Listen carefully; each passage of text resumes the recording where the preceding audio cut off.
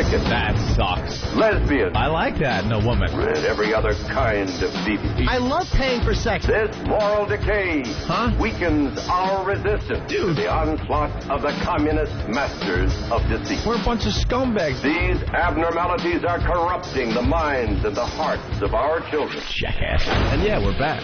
Where have you been? It's depressing and horrendous. It's awful. A bunch of idiots. Perversion for profit. Here it comes! Here it comes! The Opie and Anthony program. El virus. The Opie and Anthony. God, that irritates me. It's just like somebody took a bat to my brain.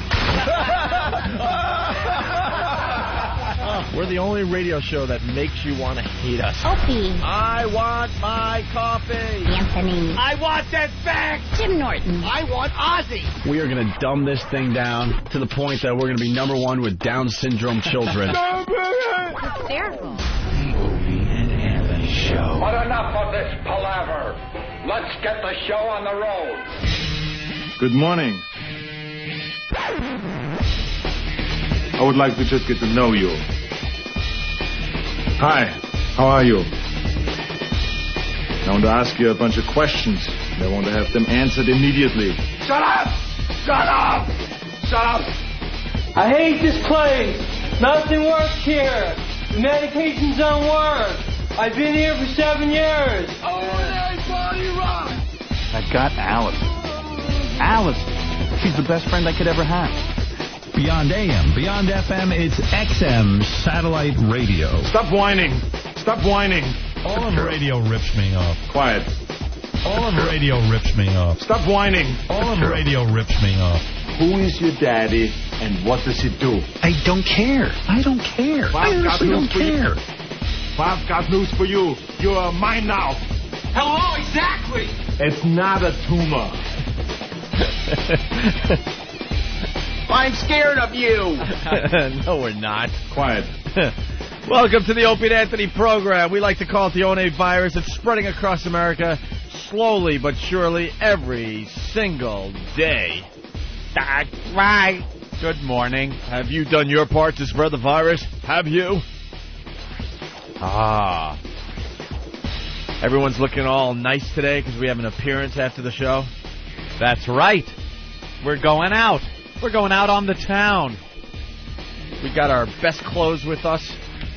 Where are we going to be? We're going to be at RCS, the RCS store, at noon, right here in New York City at 56th and Madison, Anthony. Yes. Tons and tons of stuff to give away. Basically, Lots of free stuff. you show up, you get something. Yeah. Simple as that. You get something. There you go. I usually wind up leaving these places with boxfuls of electronics. I love electronic stuff. Love it. Can't get enough. We're the only radio hosts in America that do appearances, first of all, for free. I don't get that. Because our agent is too busy, making deals for some stupid DJ in the middle of nowhere to get his 10% on a $50,000 contract. Jesus Christ. Bob, wake up. We're doing an appearance for free today. That's 5 G's a year he's getting from those contracts. No shit. My friend. You add up 50 of those.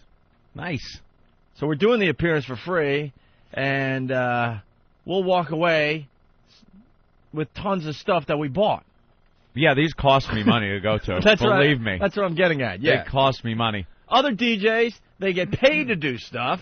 Yeah. And they also walk away with free stuff. Uh-huh. We don't get paid, and we're handing in our credit cards at the end of the credit appearance. cards. I'm buying camcorders, and I get my bill at the end of the month, and it's like, oh, what did that appearance cost me? Oh, nice. Okay. Right. And Club Soda Kenny is heading there for free today. Uh-huh. Because they don't want to pay Kenny. No. They don't want to pay us to do an appearance. No. And then we go, well, we at least want security, so we could feel secure. Nah, we can't pay for him. What? It promotes the show, they say. That's what it is. Promoting the show. One day we'll have it all figured out. One of these days. I'm psyched, though. That'll be fun. It's going to be a lot of fun. Get out. It's right here in New York City, 56 in Madison. It's the RCS Experience. Tons of stuff to give away right at noon. Anyone who signs up for XM gets Yanks or Mets tickets and a free Roadie 2 with the purchase of any XM receiver. And Don is here from Washington. He's saying that everyone's going to get some kind of gift card. I saw that. With $20 off or something today? $20 Yeah, gift card. $20 gift card for everyone that just walks in the door. So it looks like it's going to be $20. Looks like it's going to be a good time today after the show. Yeah. We don't do a lot of these appearances these days, so come on by and say hi. Mm-hmm. A lot of people are bitching that we didn't sign their Opie and Anthony Spread the Virus T-shirts. Just bring your shirt, we'll sign anything, okay? There you go. Come on by and say hi today. That's easy enough. Good morning, Jimmy. Hi. How are you? I'm good, thank you. How are you? Look at Ben. He's in here because he knows what's about to happen. I was wondering if those Yankee tickets were for tonight's game, seeing who's pitching tonight. Oh, see the Yankees there? Pulled that out last night? Did they? Nice. They were losing the game. I didn't watch the thing. Overtime. Giambi smashed one out. Yeah, let's talk about a team that's playing 500 ball. All right. Well, you got to make your comeback from somewhere. I'm a big Mets fan, but I understand that no one cares because Mets the team is just kind of there. Now the Mets, they have their streaks, and then they have their slumps like they're in now. Mm-hmm. The Yankees, you got to mount your comeback from somewhere. Beginning of the year, looking bad. I think they're ready to pull themselves out. They got the momentum going with this new stadium thing. Everyone's happy. You see George Steinbrenner in the paper. His picture's in the paper. He should just not take pictures anymore. You remember the old George from the old days. George Steinbrenner, for God's sake. Pushing Billy Martin around. He was the boss. Now he just looks like an old mongoloid. Constantly with that dopey smile on his face. Even when he's mad at people, like he's mad at Joe Torre and stuff, he doesn't have that anger he used to have. He just looks like a doddering old grandpa that doesn't have his beer. He's not the old, powerful George Steinbrenner. There was a picture of him today, all happy about the new stadium, new Yankee Stadium going to be built, going to be done in 2009. And it almost looked like he had drool on his lower lip. It was all shiny, and he had that big, dopey George Steinbrenner smile on. Like, I want to remember this guy as the boss. The tough guy. The tough guy. Ooh.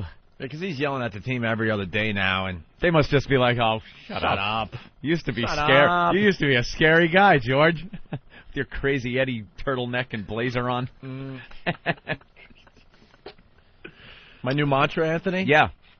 How about the Pittsburgh Pirates? Oh, really? Why not the Pirates? Why not the Pirates? That's my new deal. Why not the Pirates?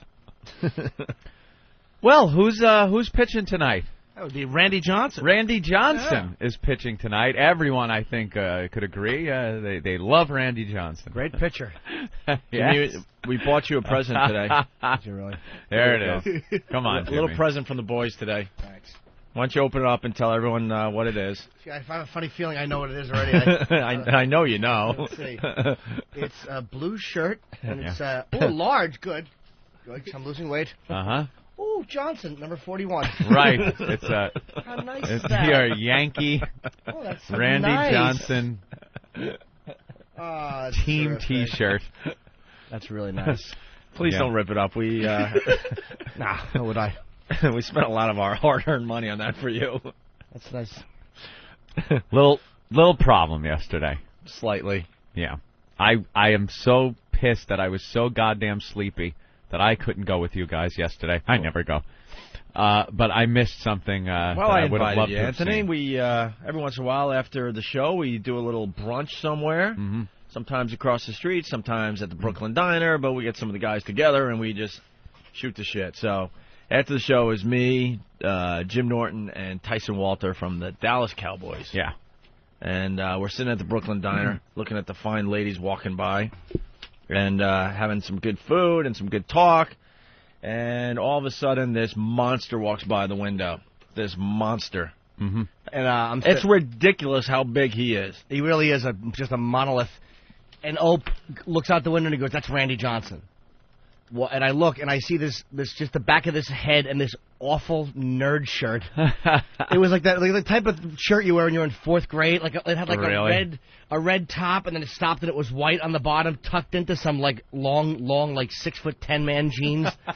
I'm like, it's not, because I figured he wanted me to run out with my camera like an ass. Uh-huh. Well, because we've done that before, because we're all onto a celebrity photo thing, obviously. And was he alone? Oh, yes. Yeah, just walking down the street by himself, 57th Street, right past the Brooklyn Diner. I go, that's Randy Johnson, and Jimmy didn't believe me at first. I'm like, no, dude, that's Randy Johnson. So I get my camera. I'm like, come on, come with me. And he's sitting there. I know he's debating. No. I go, aren't you going to get your picture with Randy Johnson? Yes. And then as soon as I said that, I went, oh, fuck. That means I have to go and take the picture. Right. You're the photographer now. Right. Well, because Tyson probably wouldn't have, because he plays for another big team. Well, Tyson wanted to go. Well, we'll get to the Tyson part in a while. Go ahead. So I'm like, come on, you got to come with me because I was going to go out and do it, but I needed someone. And he was like, ugh. I'm like, come on, man, you got to do this. And he actually, he's a team player, so he. I'm sitting there though debating. I'm like, oh man, no. And then I'm like, he's my friend. You gotta go. You gotta hook the guy up. And then I stood up and I'm like, let's go. We walk out, and there he is walking. He's ahead of us, and Ope goes, dude, you got to start to run. And as we're walking, his walk must just be like any normal person's run. It's like the gait of a gazelle, just traipsing along. Anthony, he looked like a normal American walking around in, like, Japan. Yeah. You've seen those pictures there once in a while? Yeah, like an average American in Japan looks like a giant. Right, that's what he looked like on the streets of New York. He is so much taller than everyone else. Was he just looking in second-floor windows of brownstones? He really looked like he was, like, looking in a train thing, looking for Jessica Lange. No, what makes him look taller, too, is because he's thin for a 6'10" guy. Yeah. He kind of looks like a human giraffe in a way, if you know what I mean. He's like that last alien that got out of the ship in Close Encounters. Oh, very good. Big, lanky thing. Yeah. Breaking little children's hearts. So I'm like, Jimmy, you got to run, man. He's gone. Well, we start walking quick, and you can see Randy kind of look over his shoulder, and Ope goes, oh, great, he saw us. Because these guys have an instinct when they're being followed. They just know. And I'm like, I'm almost positive, like, this is really him. And then I see... Hold on, before you go, because leading up to that, as he's walking down the sidewalk, people are yelling out from vans and stuff. Not a lot, but, not a lot. We only him for half a block, and at least 3 or 4 people said hi. And he was just like, he was kind of saying hi, but like, oh, God. Like that's what convinced me it was him, by the way, was that back view of him waving into a van. I'm like, that's definitely Randy Johnson. That's him, right. Absolutely. Don't just wave at people because you're tall. Yeah. Hi, I'm tall. Unless some homosexual from a van thought that mustache looked familiar and just waved to it. Oh, there's a gay man I've had sex with on a ladder moving quickly. Wait, one guy. Gay porn star. So, go ahead. So, we catch up to him on 57th. I run up to him. Because he kind of ducked behind some scaffolding at the corner of 57th and 7th. No, that would be... or was it Broadway? Broadway, It was Broadway. Oh. And so I stopped, like, hey, Randy, I'm a huge Yankee fan. And he kind of looks at me, and I'm like, can I get a picture?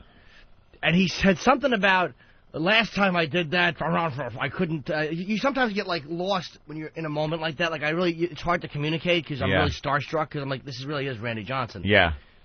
And he's like, no, thank you. You didn't touch his arm and go, Ran? I was that close to doing it. but I like the ball fields when I was a boy. I used to go, he's a pitcher. Anthony, he was looking straight up at Randy Johnson. I mean, it looked so ridiculous because, I mean, the comparison between you and Randy Johnson, it wasn't even close. No, it wasn't. It was like, you look like a tiny little kid next to him. If he would have just taken it out and said, toot on this, son, I wouldn't have had to lean forward. I could have just stood there and tooted. Your whole body could have fit in his jeans. I'm convinced of that. I know. Because he has them up he a little... He was that lucky. He has them up a little high to begin with, and he's a tall guy. I think his jeans have to be close to, like, I don't know, 5 foot long minimum. Dude, he's just awful. He's just 6'10", and he's like skinny with William Frawley height. Pull up the jeans. Oh. He's just a nerd. He's got like the mom jeans, that they joke about on SNL, but the guy version. He's just a nerd. That's a great picture. He said no for the picture, and I'm like, come on, man. And he's like, no, thank you, no, thank you. Well, you're like, I got the camera right there. Like, he's got it right here because Ope was ready with the camera. And he turns around, and I'm like, Joe Fan, hey, hi, here I am to take the picture. Now, I at this point of the story here, I'm starting to get this thing what Opie should have been doing, but I understand what happened here. Now, I'm thinking Opie should have been snapping like a madman during this whole sequence, but I understand. Now, let me tell me if I'm right. If you started snapping, he would agree to take the picture, and because you had just snapped, there'd be a delay and there would be a problem. See, here's the deal, Anthony. I've been in this situation with Jimmy many, many times. Yeah. Many times. I just assumed that he was going to get the picture. So following protocol. So it's no big deal. God, if I knew the guy was going to say no, obviously I would have been, clicking away like should have been crazy. snapping pictures, But right. for now on, when I'm in that situation, I know what I have to do The now. interaction, the denial, everything. And even if they agree to take the picture, having the whole warm-up to the picture should be on file there in Anthony, in the next time I promise I'll be Ansel Adams. I'm going to be setting up all sorts of tripods and everything. Cause you're the guy that misses the UFO picture. Right. I'm like, no, here's where it was in the sky. I am kind of bummed that I didn't start, taking pictures because just the height differential between the two, and you could tell that he was annoyed. It would have made for the blow-off. Some great pictures. But I didn't think of that. I didn't think, I wish Ope had snapped it. I really didn't. Normally, if I weren't thinking, we're like, it's going to be just a quick celebrity photo. We'll get back to our omelets. What Ope was doing, I think, was the right thing in that. Is that it would have been great if he would have snapped if we would have known. But what he was doing is he was prepared for a quick one and didn't want to blow it or be an annoying ass. Right. Snap, snap, snap. Hey, can I get a picture? Snap, snap, snap. The flash is going off on 57. It might annoy him. So I'm like, he's got the camera. So if he would have turned around, Ope was completely convenient and ready to just go. Yeah. It would have been done in 2 seconds. So Ope was actually prepared and ready, which if he had been snapping away and Randy could have been a delay. Could have been a problem. Yeah, which would have been a problem. Turned toward me, and I'm ready. That would have been a perfect photo op right there. And then all of a sudden he turned quick and said, nah. No, thank you. And just took off. And that's when, thank you. Yeah, he was just such a dick. That isn't something you say thank you for. No, thank you. He just made a conscious decision to blow off a fan for a picture. Yeah. And I have not taken nearly as many as Randy Johnson in my life. He's probably taken more after 2 games than I've ever taken. But I've taken enough fan photos to know what's annoying and what's not. And when a guy says, can I get a picture, and there's a camera ready, and you snap and just go and snap and walk, it's never a problem. Yeah. Never. The only time it bothers you is when you're eating or someone stands there and yaps at you. It's like, all right, dude, you're really invading my life. Those people have ruined it for you. I think. Nah, not necessarily, because he knew what we were doing. He saw that the camera was ready. He knew I was just a fan. He was just being a jackass. He was just being a dick, man. Yeah, he knew. My thought on this, I mean, you're a public figure. You got to take the picture no matter what. Mm-hmm. I mean, if he doesn't want to be bothered, then you know what? Hire some security to walk you around or something and have them be the bad guy. Don't touch this picture. He's a legend. But as he's walking, get away. He's probably walking around all day saying no to fans. Then don't pitch in New York City, especially. Mm. Yeah, stay in Arizona or somewhere else. You're 6'10". You're having a 7-6 season so far. You should be lucky somebody's just not throwing something at you and hoping you punch him in the face for the lawsuit. I was so aggravated.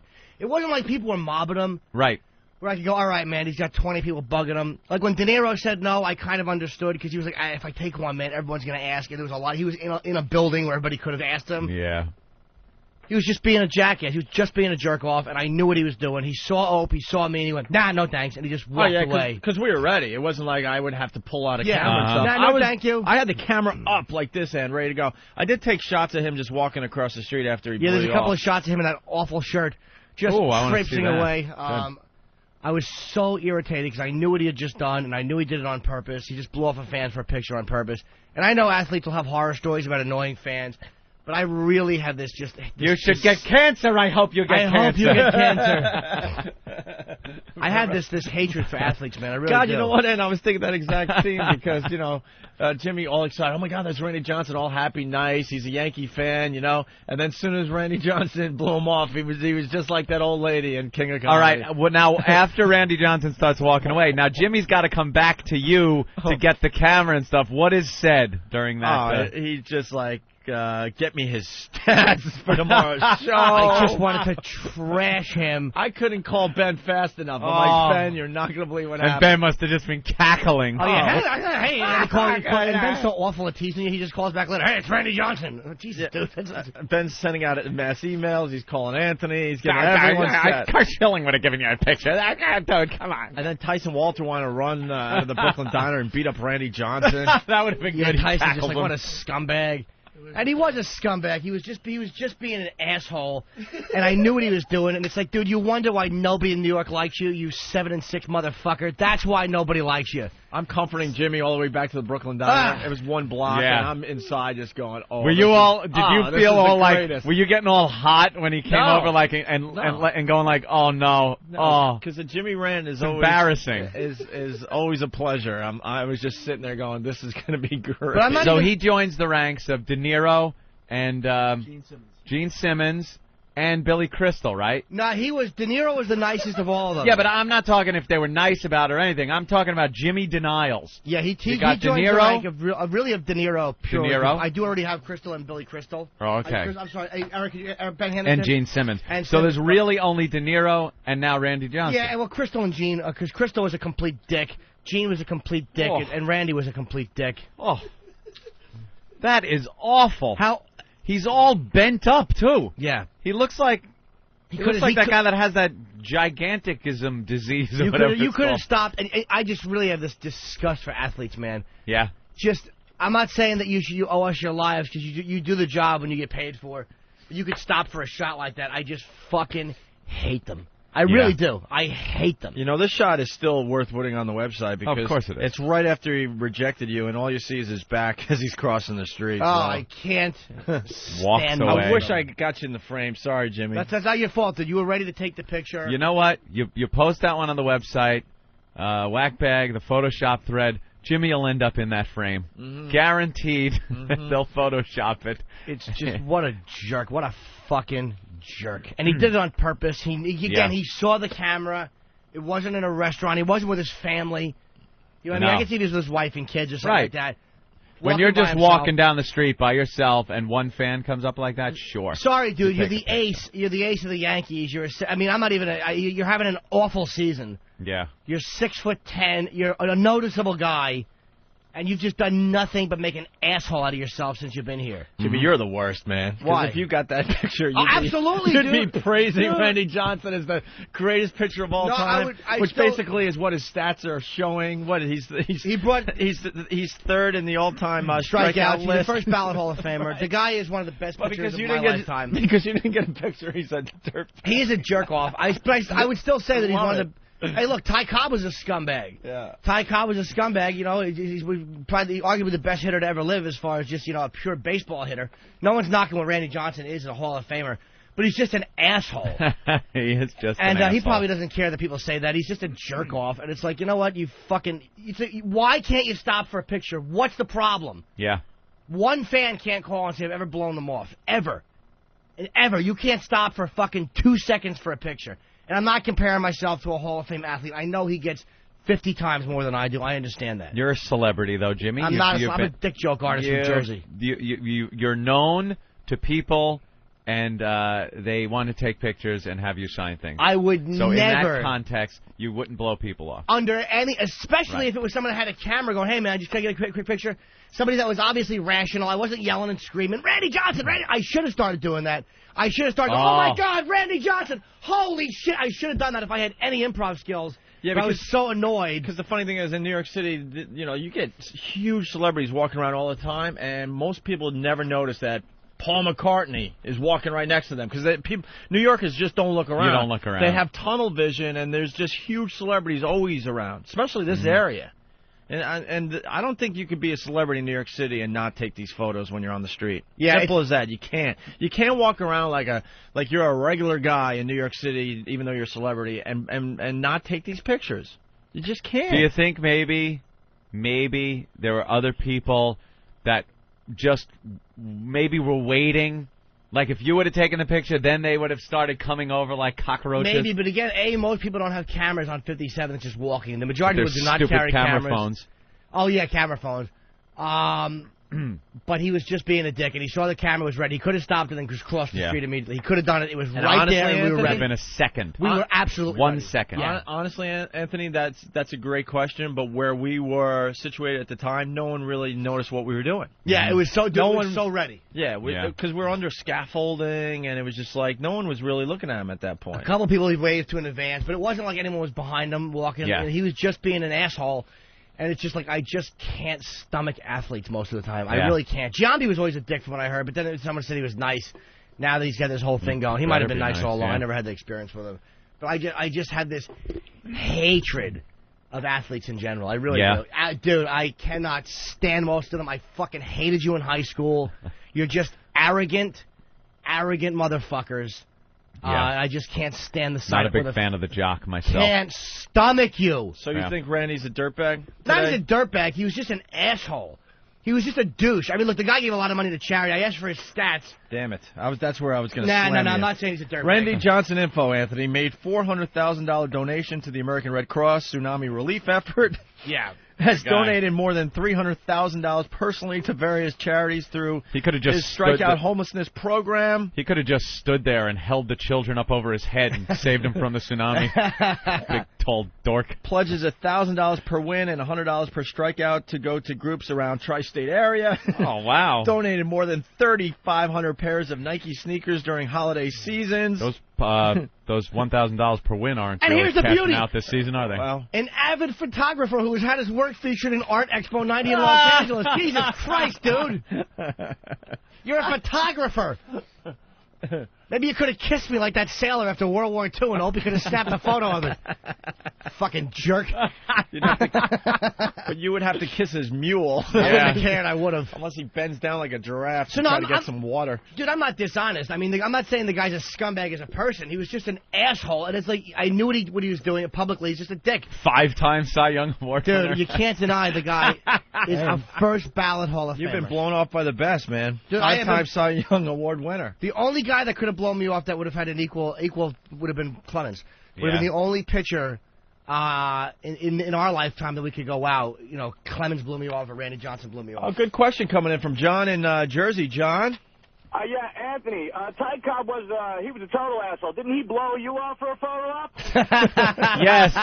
Me and Groucho, I remember. We wanted a picture with Ty Cobb, and I got blown off. God damn, John, that's funny. You stink.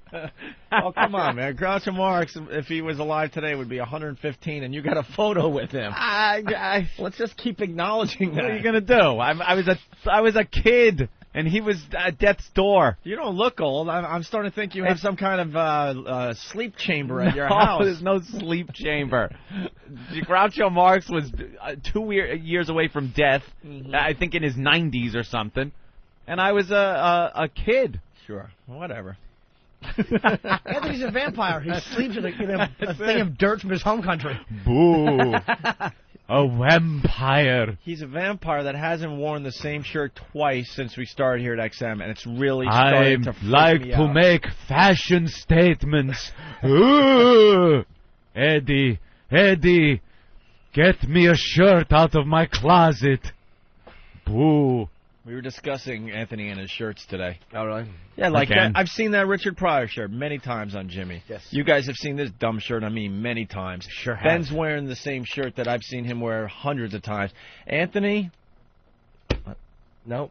I've actually never seen that shirt on anybody who is not in 4th grade. It's like one of those Izod shirts. Don't you like, with the collar and little stripes and stuff? But, yeah, I was thinking that, too. It's like, I need my lunchbox. Yeah, that should come with a trapper keeper and an abusive black 6th grader. You know, though, you're going with a safe color today, though. We can't. We can't make fun of the color today. It's like olive or something. I don't know what that is. Hey, brown. where's that Periwinkle shirt? Periwinkle? It's in my closet somewhere. It's back in the closet? Yeah. It's back in the closet where it belongs. Oh. What can I say? I have a lot of clothes. Yep. Let's go to a couple phone calls. MO is what again? We figured this out yesterday. Oh, it doesn't matter anymore. Missouri, right? Mike on Long Island, what's up? Hey, what's going on, guys? How's everybody doing? Pretty good. Good. Who cares, Jimmy, who cares about all this great shit that he did and all these donations that he makes? The fact that he blows people off just shows how much of a dick he really is. No, dude, I'm not even disagreeing with you, but I'm saying I can't be dishonest. That'd be like saying, hey, the guy's an awful pitcher. I mean, he's just a dick to fans. But to say that he's just like Oprah's like you think he's a dirtbag, but like, as a person, I can't say he's a dirtbag. He's just an asshole to fans. And he deserves no fan love whatsoever. But as far as, he donates money, well, you can't deny that. No, you can't. But still, the fact that he treats his fans, people that pay his contract, like garbage. Yeah, and it doesn't say a lot about his character. No, he's just an asshole, dude. He's one of those guys who just doesn't like fans. And since he's gotten to New York, he has done nothing but made an ass out of himself. It's like, dude, if you don't want to be here, man, you're a hired gun. Just fucking go back to Arizona. Yeah, you're not getting bothered in Arizona. You're in your car most of the time. You're pitching for the Yankees. If you don't want to pitch for the Yankees, leave. Just leave. God almighty, you're not doing anybody a favor at 7-6. You're not doing us a favor. Yeah, but the I would team take Andy isn't, Pettitte over him any day. I would rather lose with Andy Pettitte than win with him. I swear to God. I mean that. They're not getting the hitting done, though. I mean, come on. Oh, the hitting's atrocious. Hey, know what's weird about the whole thing? So we're walking back to the Brooklyn Diner, and I was thinking about Jimmy's life. I'm thinking, only a mere 2 days prior. Oh, I know, right? He's on Jay Leno's couch. Yeah. I mean, not only is he doing stand-up on The Tonight Show, which is obviously just so impressive, then he gets to sit next to Jay on a couch and talk with Jay for 3 or 4 minutes. 2 days later, he's getting blown off by Randy Johnson. Yeah, just blown off. Like you're nothing. Well, not like I'm nothing. I am nothing, and he seemed to realize that and acknowledge it with his walk away. A few people are suggesting, did you look up at him and go, but you're the big unit. I really, I looked at him and licked my lips. I made Randy Johnson uncomfortable. But this guy just has a history of being an absolute asshole to the fans. Yeah, man, and to people. And he's been like that to New York since he got here. And if you don't like New York, dude, just fucking leave. It just annoys I hate athletes. I cannot stomach most of you. All right, let's. Because you're not funny guys. Well, you're not talented guys. Most of you, not all of you, but you have nothing going, and you're great at what you do, but you're bores. Every time you're on Letterman or Leno, you just stink. You know, it just goes with the territory. If you're a celebrity in New York, it just does. I mean, you have to walk around a lot, and you're going to get bothered. Again, you with your wife and kids, that's one thing. If it's something you can't deal with, then maybe you should go, play somewhere else. Yeah. Or take a cab, you giraffe. Cut a hole in the roof like one of the Flintstones and fucking take a cab. All right, the phones have exploded. You giraffe. Yeah, put on some stupid collared shirt and sell toys. Let's go to John in Connecticut. John? Hey, my little scallop buddy, how you doing? What's up, man? Hope you like all them little puffy lips I've been sending you. Hey, listen. Thank you, yes. I just figured, Anthony, we could come out with a new game, new color forms game. Dr. Anthony, peel off shirts, put on new shirts every day. Every day. I should have a little color form set. Color forms. Hey, I like that. Remember color forms? Jesus. Sure do. Let's go to Rick in Boston. Rick, what's up? Good morning, Ant. Good morning, Ope. Good morning. When Roger Clemens used to play for Boston, he lived in Framingham. Yeah. And we used to all go to this pizza place that he'd go to sometimes, and we asked him for an autograph one day. I think we were like 15. The asshole wanted to charge us $25. $25? What were you asking him to sign? A fucking napkin. Oh, wow, okay. That's weird. We were 15. We said, $25, Roger? What's that? He goes, that's what I charge outside the field. Outside the field. Jesus. You know, Mike Birbiglia is a comedian I know, and he just did like the ESPY Awards or some athlete award show, and he said he did a joke about Clemens, that when he was 15 or something, he asked for an autograph, and Clemens wanted to charge him $20, but now that I asked him tonight, he just charged me $15. It was like a roast joke he did, and I forget exactly the nature of the joke, but I guess he had a similar experience, I think, this guy I know, so I guess this guy's probably telling the truth. Huh. All right, let's go to Mike in Clifton. Mike? Yeah, me and my friend Bucka Foley, we used to hang out at the gates when the guys used to come out, and we'd be sitting there, and all the guys would take pictures with us except Randy Johnson. He would always just walk away from the fans. Derek Jeter would mingle around, A-Rod would, but not him. He's too good for everyone. Yeah, he makes me sick, dude. Jeter is like notorious. First of all, Jeter is also a great player, a first-ballot Hall of Famer. And Jeter, from what I've heard, is always great and always stops and takes All right, shots. yeah, you know what? But that's something we were talking about in the back office. Don Wicke is here from Washington, and we were talking about the Randy Johnson thing, and Don's like, Cal Ripken would stay after the game until everybody got their autographs. Every kid walked away with an autograph. And Don's thinking, that just shows Cal Ripken's character. Yeah. And I'm thinking to myself, most of these athletes and celebrities, they hang out and give all their autographs because they're looking for the hot chicks to bang. Yeah. The baseball you really groupies. think Cal Ripken, I'm just assuming here, obviously, but you think in his mind that he's that good of a guy that he stays after, long after the game's over to make sure everyone gets an autograph? He sure seemed like a nice enough guy. I'm sure he's nice to a point, but there's also, you're looking for the eye candy. Some of these guys obviously looking for the hookup, looking for the mistress in this city and that city. Right. You think Derek Jeter really is that good of a guy when it comes down to it? Yeah, or is he looking around like, oh, look at that hoochie mama over there? I've heard enough people who have met him and dealt with him where he is actually a really nice guy. And my ex went on a date with him one time. Nothing the happened. crazy ex? Yeah, I went to dinner with him one time. The one that was in the car with Denzel? Yeah, but nothing happened. She just didn't kiss, right? She said he was a total gentleman and a nice guy. And she's like, he's just a sweet guy. So, I mean, everyone who I've ever met who has dealt with him has said he's a great guy. Did you ever get the story from her about Denzel? There was nothing happened. I'm like, are you banging him? And she's like, no. She called me the other night, though. She took me for a ride, and her ex-boyfriend, I tell you, she picked me up in front of the cellar in a $160,000 Porsche, the same one that Denzel was in. It's now fixed. And took me for a ride in it. Really? He dropped me off at a Saturn. The hot chick dropped me off at a Saturn. That's really out of a Porsche. Yeah, exactly. Out of a $160,000 Porsche. Whose Porsche is it? Her. I don't know if she's still dating him. Her ex, she's still friends with this guy. Sounds like an OJ situation. Driving around in the expensive car with another guy, the ex-boyfriend. I know. I've met him before. He's okay. Yeah. Yeah, he's fine. He's just they're still kind of on and off again dating. Uh-huh. But she and I are never going to date again. We're just friends, and it's one of the only exes I can be friends with. And what was she doing in the car with Denzel? Honestly, nothing, because she would have told me. I know she would have told me. I'm not. You don't even understand my question. What? Oh. I'm not saying, what did she do? Are they It's not like you just end up with Denzel in your car. Yeah, why was it's like, what was she doing? You go, nothing. No, how did Denzel get in her car? Because none of us have a story like that, Jimmy. Well, you don't just end up with Denzel in your car. She's friends with somebody he knows, I think. I didn't get the full story, actually. No? I honestly didn't.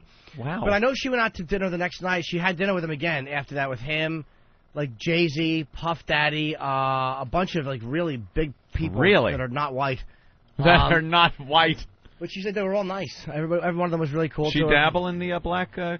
She's dated. Well, she's told me some people she's dated. Yeah, she's dated black and white. Yeah, but she's more. Why is she hanging out with all those people? Something's going on. She's always getting. She's the type of girl that always get invited to those parties. She dated one of the expatriates years ago.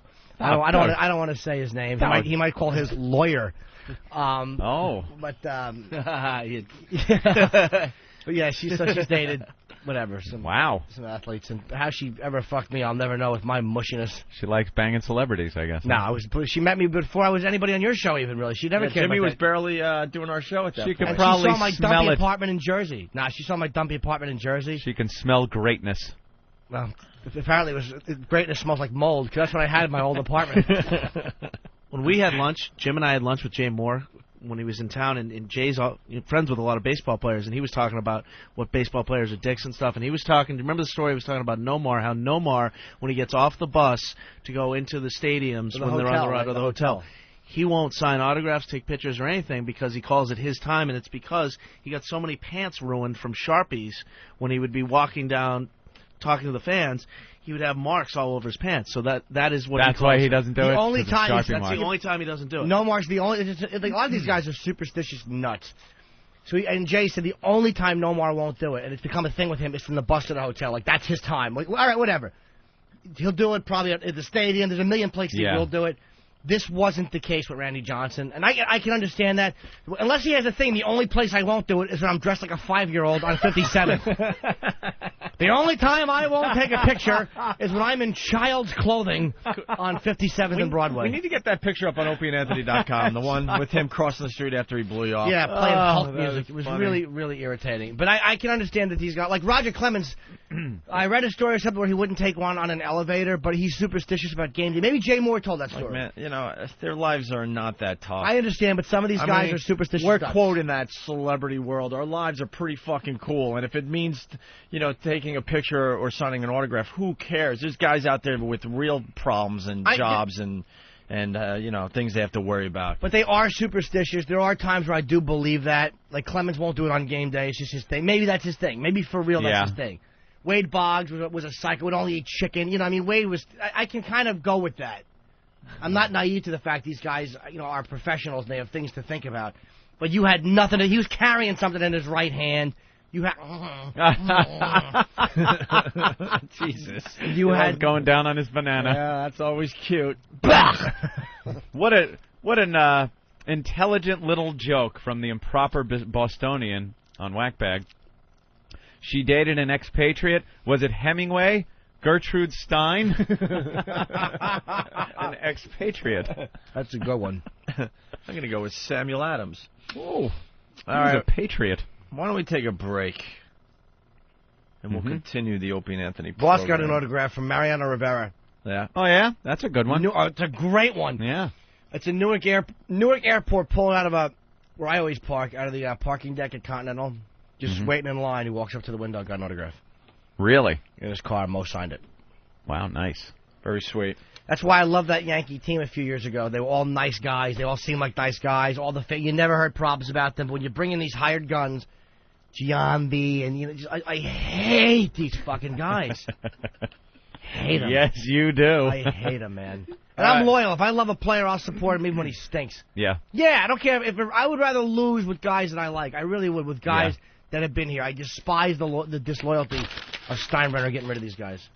Oh, man, every team's doing it, though. I know, dude, I know. I hate it. People always complain about player loyalty. It's the nature loyalty. of baseball, I unfortunately. still hate it. I'd rather lose with guys that came up with the organization. I'd rather lose with Bernie Williams. I don't want to see Bernie leave. I'd rather lose with him than win with some fucking hired gun. Well, that's what was fun about baseball when we were growing up. You had the same team year after year, and when they finally did win something, it really meant a lot, because you felt for these guys, All right, we're going to take a break. On the way, we got to talk about the Indians suing for land in the Hamptons. That's a really good story. Bill Clinton wants to be a shock jock. No, he might do a radio show. Shock. Well, serious? How much are they offering him? $35 million. Drunk stick fire extinguisher up a friend's ass. What? Yeah. Terry Schiavo autopsy. Oh, God. We'll get into that. And there's a performance artist that wants to do something that is just pissing off a lot of people today. We'll get into that story right after the break. And also a little acknowledgement, XM doing their job today. We got a huge ad in the Philadelphia Daily News, I guess. So if you're in the Philly area, maybe you could mail it up to us in New York so we could take a look at it ourselves. But there's a huge advertisement for the Opie and Anthony show only on XM Radio, and it's a pretty cool ad. So thank you to XM and fine job and Eric Logan for getting that done. We greatly appreciate it. And as we speak, Jim Norton gets blown off by Randy Johnson. The photograph of him walking across the street with his back turned to Jimmy is now up on OpieandAnthony.com. He looks like he should be walking towards the Empire State Building with a blonde on his shoulder. Just look at this monster traipsing across the road. Hurts. Uh-oh. Like sands through the hourglass, so is the Owenday virus.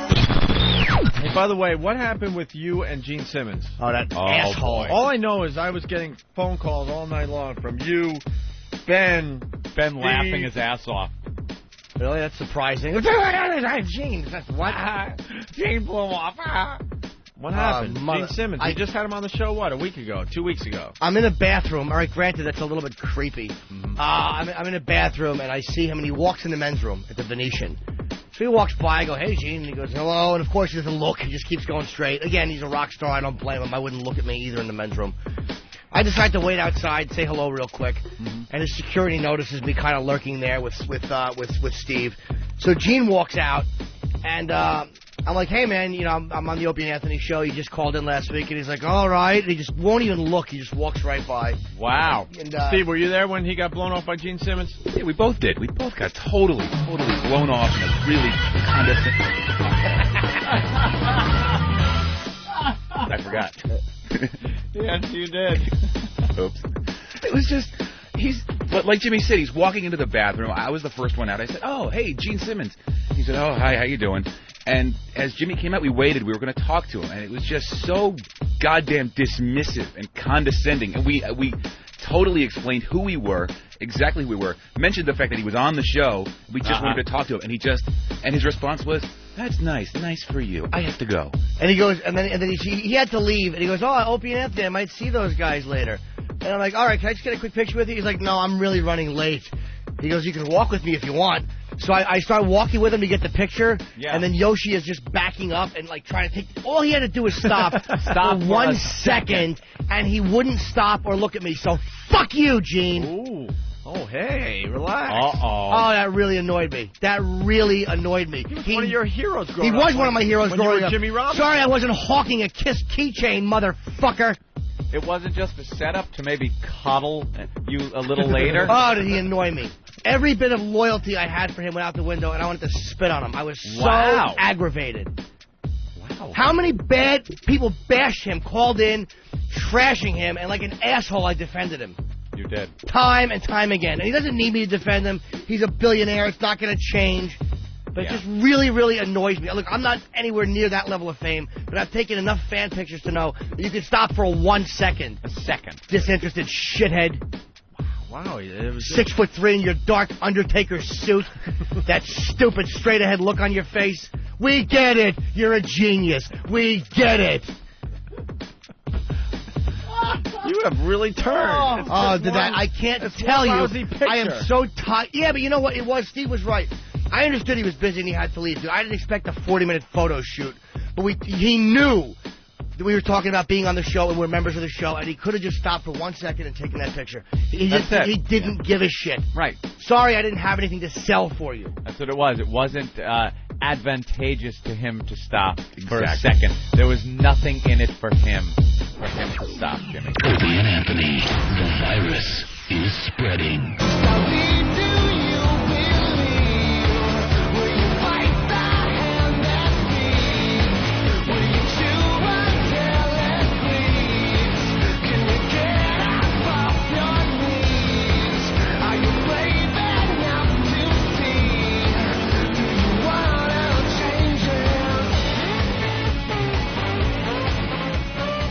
The latest from Nine Inch Nails. It's the Opie and Anthony program. Hope you're enjoying the festivities. We have more jingles that came in, by the way. This bit might be over as well, unfortunately. I thought the jingles bit would have a little more life to it, Anthony. Well, they're so awful. I know. Most of them. I don't think we got one real jingle where it really sounded like an authentic radio station jingle. A couple were like goofs on a jingle, but not one real jingle. I don't know about that. No. There was one. Not a real jingle. Yes, it was. Which one? I'll show you which one. Right. This isn't a jingle. And Norton 2. Good times, great hits. XM202. Suck my fucking cock. That's a jingle. Great jingle. That is a great jingle for the show. That doesn't sound like anything you'd play on another station. Of course it does. Just like those other jingles. It's not. What about this one? The Greg and Tony Show, Greg and Tony Show, Greg and Tony got Dr. Norton with sex advice. Wear no bag, spread the hip, it's on XM. You know, I like the unclear version. Yeah, I like the unclear version. I hear every version. word now. That's the clear version. That's definitely the clear version. Oh, that was the clear Yeah, version? that's the second one. Oh, okay. I like the original one. I like them both, but I like the more original a little bit subdued. better. And it's the Greg and Tony Show. It's just creepier. All right, well, we have... We got another at least 30 that came in. Jesus Christ, you people. And as Don't you have jobs? And I just heard a collective moan out there. Don't worry, we're not going to play all 30. No. We'll play about 5 or 6 tops. We'll try a few of these out. These are the ones that made the cut, just to show you how bad this bit has gotten. Yeah. Because these are awful as well. This is Schnit Dick of North, N-O-R-F, North Carolina. Let me clear my throat! What the fuck is your problem, man? Opie and Anthony on XM202. Monday through Friday, 7 to 11 with Jimmy Norton and Sparks and Steve C. Tune in daily to listen to Jim Norton's T-Sales. Drop! That voice is really creepy. He's trying to do the puker voice. A little bit. I don't know. Hi. I think he was attempting a puker voice. That's not a jingle, though. Not a jingle. We shouldn't play ones that are not jingles. Huh? That might get people to actually make jingles. They'll say, we won't play any that aren't jingles. That sounded... Well, yeah, that's more like a promo, I guess. Yeah. Yeah, we're looking for, like, the, suck my fucking Yeah. cock. That's more a jingle, anyway. Yeah. All right, here's... Wool close to one. Schmuck and Law. Their attempt at a O&A jingle. Spreading the virus, Opie and Anthony. 2XM. All right. Boring as all hell, but it's a jingle. Yeah, there's a jingle, at least. See? See, you want jingles. That's what you get, Anthony. Yeah. Something as boring as that. Here's Fat Muffin Man. Shit on my chest. That's a jingle. That's a jingle. It's kind of funny. Mean-spirited? Not necessary? I call it accurate. That's nice. Let me hear that again. Shit on my chest. That's very good. That's what we're looking for. Things like that. Very short. Yeah. Jingle-like. All right. How about Drew from Canada? It's the Opie and Anthony Show on XM 202. Featuring Lil Jimmy Norton. Ramon, go spread the virus. Ramon, go spread the virus. Yeah. Well, these are the better ones, believe it or not. Let's see. Wow, a lot of them by Fat Muffin Man. Fat Muffin Man, he has 3 that made the cut today. Oh. Not bad, Fat Muffin Man.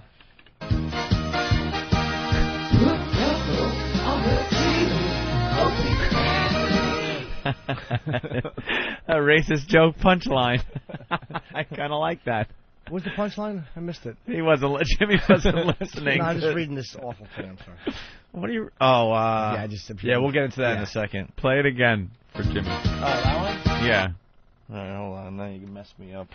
I gotta think on my feet now. This stinks. Put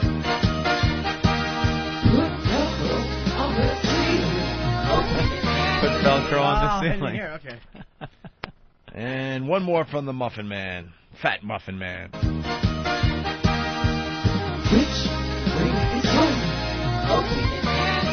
Which way is north? All right. I like the variety in jingle. He has nice musical variety, which is good. Christ. Downloaded one little clip of music. Yeah, dude, could you have gotten 3 subtly different clips? Exact same part of the exact same song? Yeah. I still like this one. This one is still one of my favorites. Oh.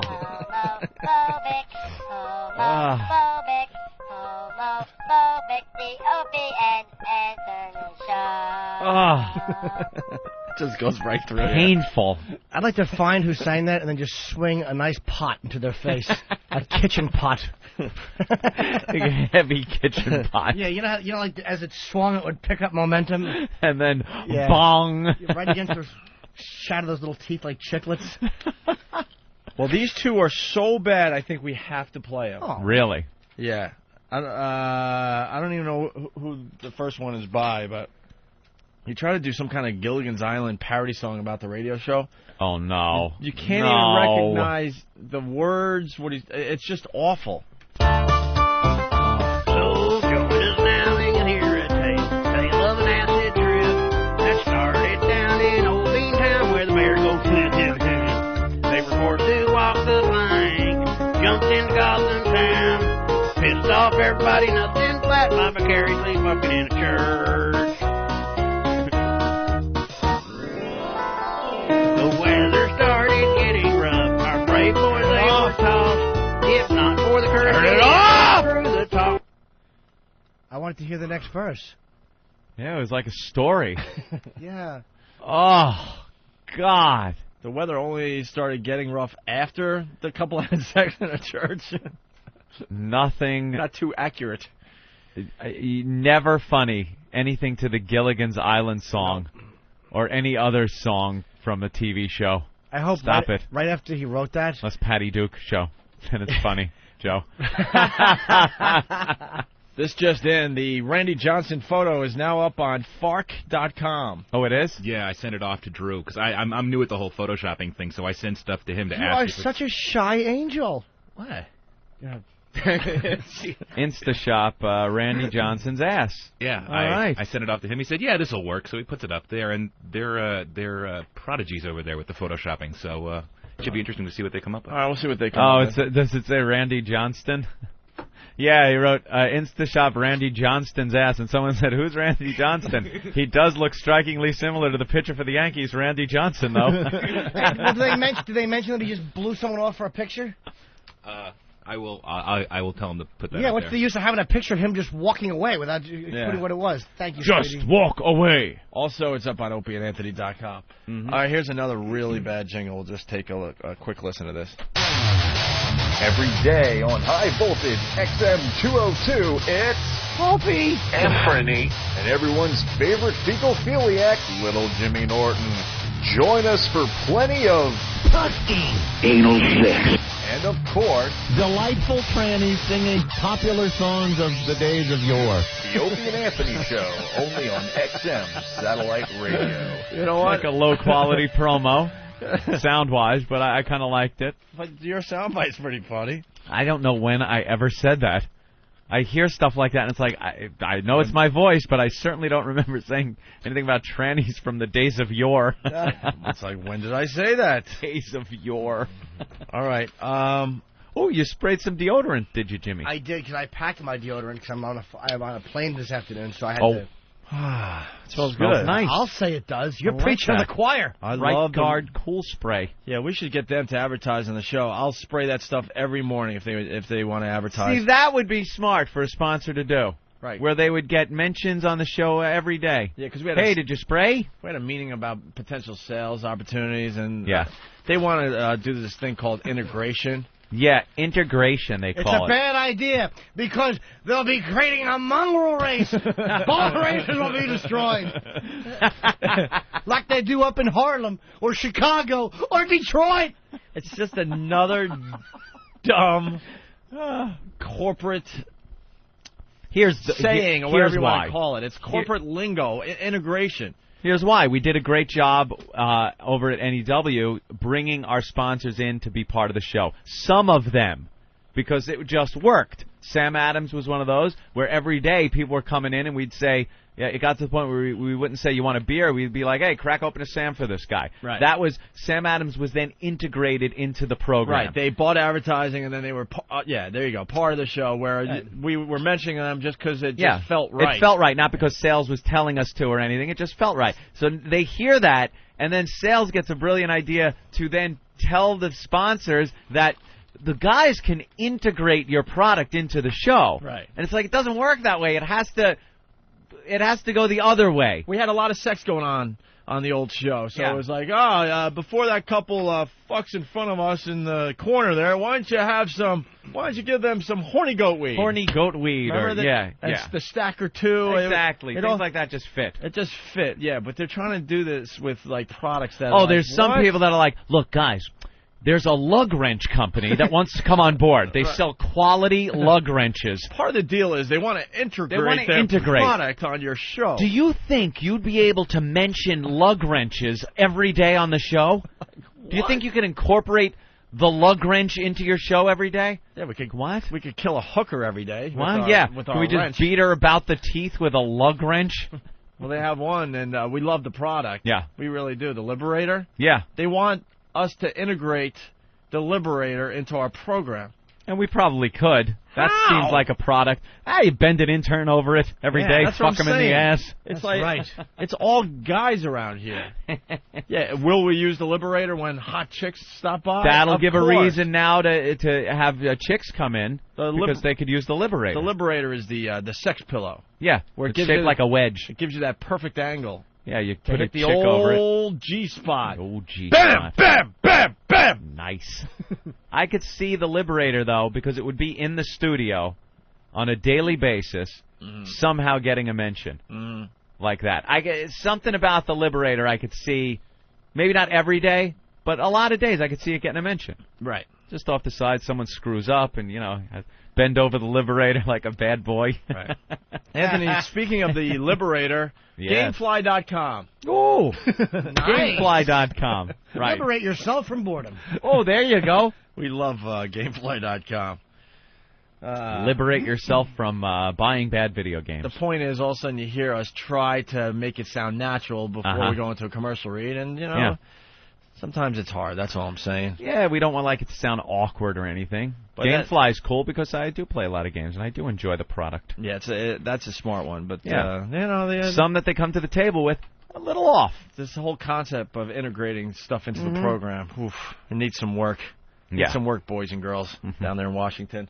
All right, Anthony, we didn't have time. We got in here late today, unfortunately. We have 3 brand new jingles that Steve just handed me. Usually at this point, we try to listen to these before we go on the air. Because, at least a piece of them. Yeah, just know what we're getting into. Because there's so many that are just so bad, there's no entertainment value whatsoever. Yeah. So we spare you guys, but I don't know, there's 3 quick ones. You want to just do it fast on the air? Sure. All right, I'm scared by the title of the first one. It's called Dead Children from Jeremy. Children. From Jeremy. His attempt at an O&A jingle. The only show with the best of laughter, your dead children, the Opie and Anthony Show. Wait, I want. Wait. Don't make me play that again. I want to hear it again. It wasn't that bad. It wasn't that bad. Shut up, Jimmy. It was okay. You are the worst. No, it wasn't that bad. And you could just see in his face. Here's another one from Jeremy. It's awful. It's called Norton and Friends. Ooh, I like it. Put on your robe and slippers again. It's time for Norton and Friends. This is fun. Oh my God! Good job, son. I hate when the listeners kill our bits off. This is horrible. I disagree. I think there was some good riffs in that one. You like that one? I sure did. We had so many great Bob Kelly remixes, and then a couple bad ones come in from the listeners, and that's the end of the bit. I'm thinking this might be the end of the O&A jingle bit. There is no talent at all in those. There's no, and there's an opportunity for singing talent, music talent as far as playing the instrument, writing talent. Acting talent, dancing talent. That is devoid of talent. There's nothing there. You can't blame the listeners for killing the bit, though. It's the laziness of this program for of not wanting to course listen to it them is. beforehand. You know what I think is going on here? I think Steve doesn't feel too secure with his job, because Martini Steve, is responsible for all the production on this You are radio giving show. the listeners much too much credit So I'm here. thinking that Steve has hidden all the really good Oh, the ones. gems, the gold all that the they're good sending in? O&A jingle gems, because he wants job security. Steve, comment? Interesting theory. False. They could quite easily email you two their jingles. How good do you feel? There you go. How good could do you sift feel through them. about your talent at this point? How about you one, not me? Not you two. Yeah. I don't Yeah. need to Well, go you never- through that crap. Yeah, exactly. I have maybe I tried to filter them out, but the level of stomach bile that was coming out of these things, that it was just disgusting. So you don't filter them anymore. So I'm giving you guys everything that comes in. All right. What's this one from Frank about the war jingle? War jingle. It's a lot of explosions and babies crying, as far as I remember. Oh God. Huh. This is the one that could wreck the bit. Uh-huh. This could end the Oh, bit. the right last here. one. Yeah.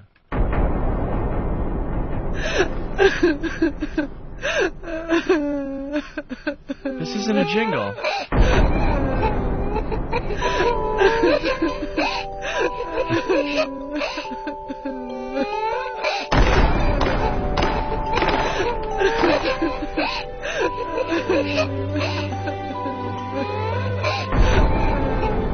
What the fuck is this? What is this? Let me hear your war jingle.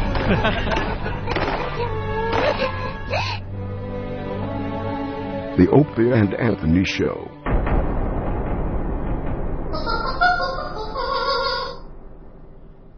Yeah. It's over, Johnny. God damn it! Are you fucking with me? What was that? I have no idea what that was. That's what comes in. Wow. Over and over again. That lunatic was sitting there thinking that this is good. Yeah, this'll work. Yeah. Right in the garbage. Good. I missed. All right, well. Wow. Thanks, Frank, for ruining another Opie and Anthony bit. Good one. Brian in Virginia, what's up?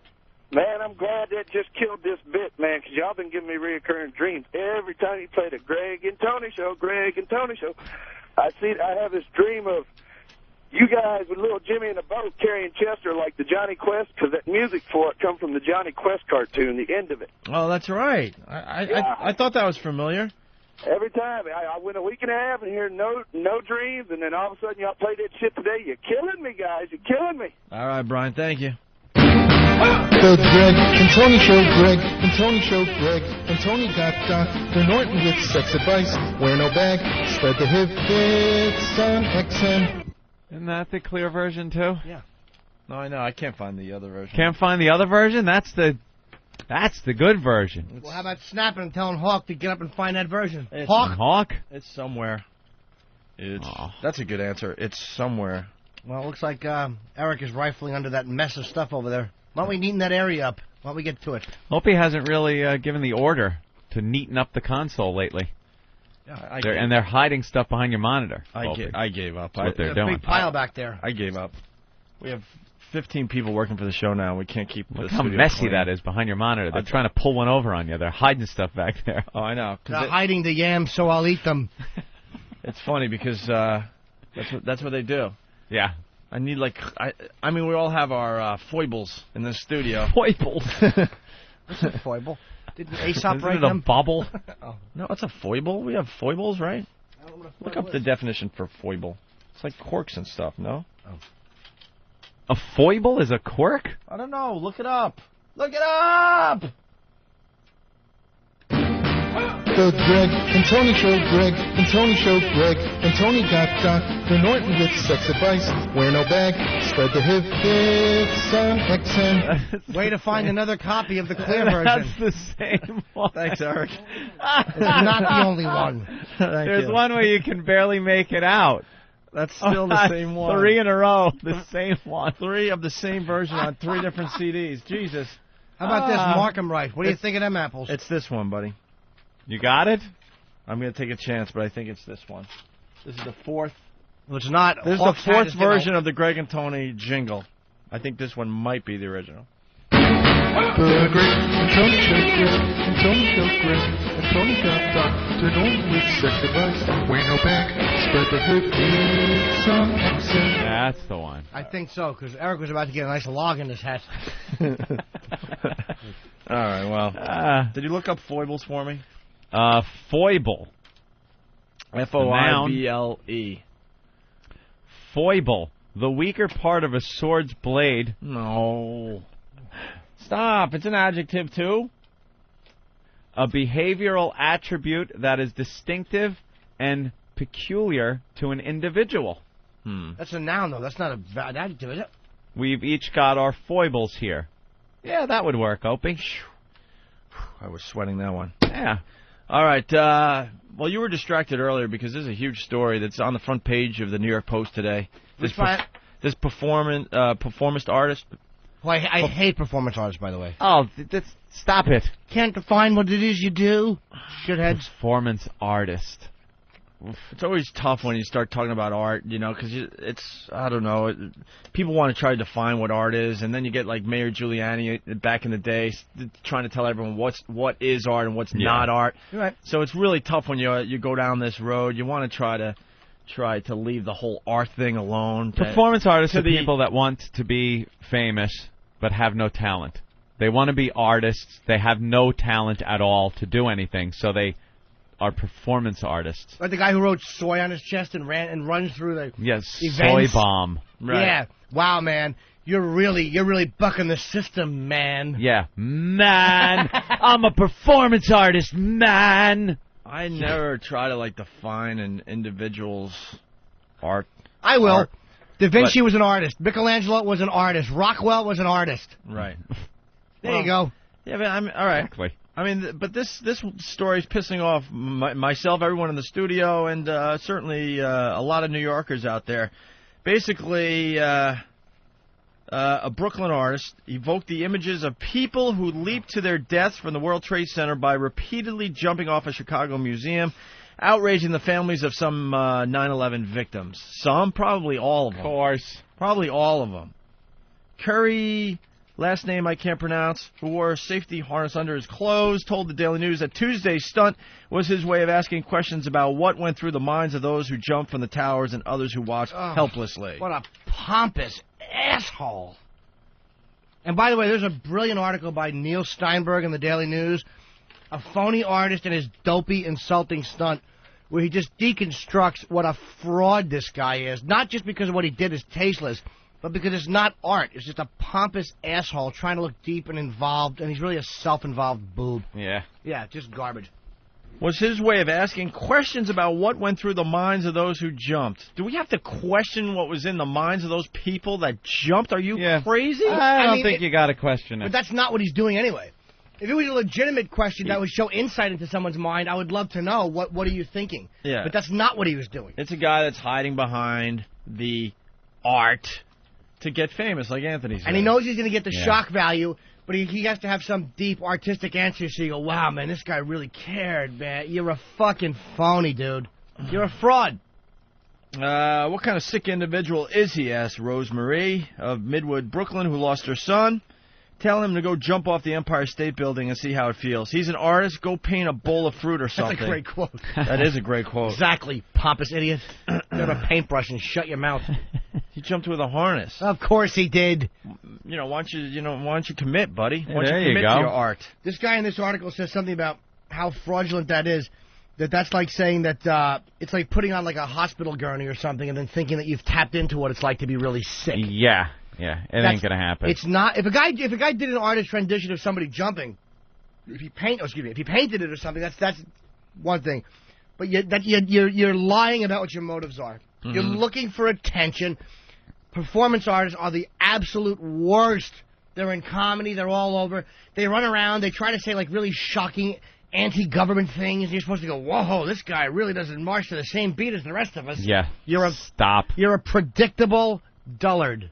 He hired a crew of photographers, captured him in midair, arms and legs flailing wildly. Some of the images will end up in gallery catalogs and museum walls. And he's selling them. Part of a series of pictures to be called Life Goes On. He's selling them. He's not trying to investigate what he's doing. He's selling them for a lot of money. He's doing something that's being sensationalist. And he's trying to make money off of it. Is there any way to get this guy on the air today? We should have been working on it at 6. I don't know. I'm trying to just hopefully they're...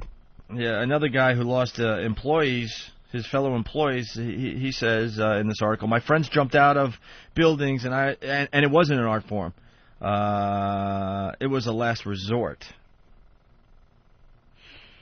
The mayor called this guy nauseatingly offensive. Skarbacka said he was horrified when he saw the attacks on TV. He started taking pictures of himself falling from trees, roofs, and ladders, winning him Art World praise. What Art World praise is he getting for doing this? I am so happy they are yanking funding for the National Endowment of the Arts. I am so fucking happy you pompous assholes can fund your own crap. I think that's what... I'm not saying the NEA is funding this asshole. I'm an artist. I got to fund myself. I never got money to be a pompous jerk-off and urinate into a jar and call it Piss Christ. You guys suck. I like the Piss Christ. Me too. It was tasty. Well, you left with a little crucifix like a tequila worm when you're done. Like a swizzle stick. I enjoy looking at a painting every once in a while. I'm a fan of Pablo Picasso and his work, and sometimes I go to the museum and I see a nice little portrait of like George Washington done back in the day. Yeah, there you go. And you look at the painting and you see the date, very old stuff, and it's like, oh, look at that. But the art world in general I remember when it was still wet paint. Sign over wet paint. I love art, man, if it's done well. I respect art and a great artist. But why should, again, National Endowment of the Arts, I mean, I'm not saying they're tied in, but it all ties in with the arrogance of most of these motherfuckers. Why should we fund your crap? No one funded me. I did it myself. Why? There you go. Why? Who was art. paying my rent while I was out? Well, not according to these pompous jizz buckets. But why? I hate them. Here's a couple more quotes really fast. First of all, this guy did it 30 times, Anthony. 30 times while a crowd of hundreds watched. Why didn't one of those people have a fucking gun with a scope? They probably didn't know what he was doing. They probably didn't understand what he was doing. Because if he announced what he was doing before he did it, Oh, it would have been a different reaction from the people on the street. He didn't do it in New York. They would have started throwing. Yeah, there you go. Yeah, exactly. Not only hiding behind his art, he doesn't even do it in the city that it happened in. And showing pictures of himself falling. Like, here's one of him falling off a ladder, one of him falling off a building, which is obviously unrelated. Those are fine as an artist. I'm not saying it's not an interesting piece of a human action to take a photo of. My problem is the way this selfish, pompous asshole is trying to tie himself into 9/11. Right, take pictures of yourself falling. Here he is. I'm looking at a picture of him falling off a ladder. Yeah. That's it, and it is an interesting photo, I must say. Absolutely. I know exactly what happened here. The guy came up with a great concept as far as in the art world. You know, pictures of me falling off objects, like Ann said, off a ladder here, falling kind of off a porch, and another one here, and another one kind of throwing himself out of a open structure into the water. It looks like it's gonna be.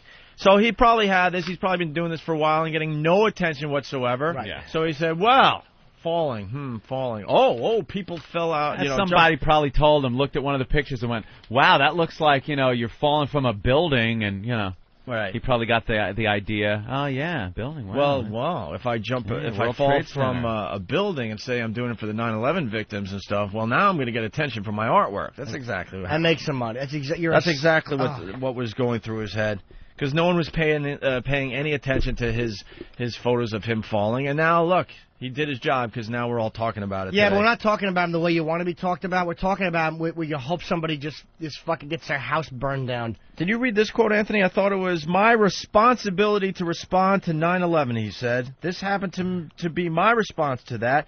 My sheer inability to do anything about watching people fall. My lack of control over the situation." You phony. Yep. God, most artists are phony. Most of you are fraudulent, self-involved phonies.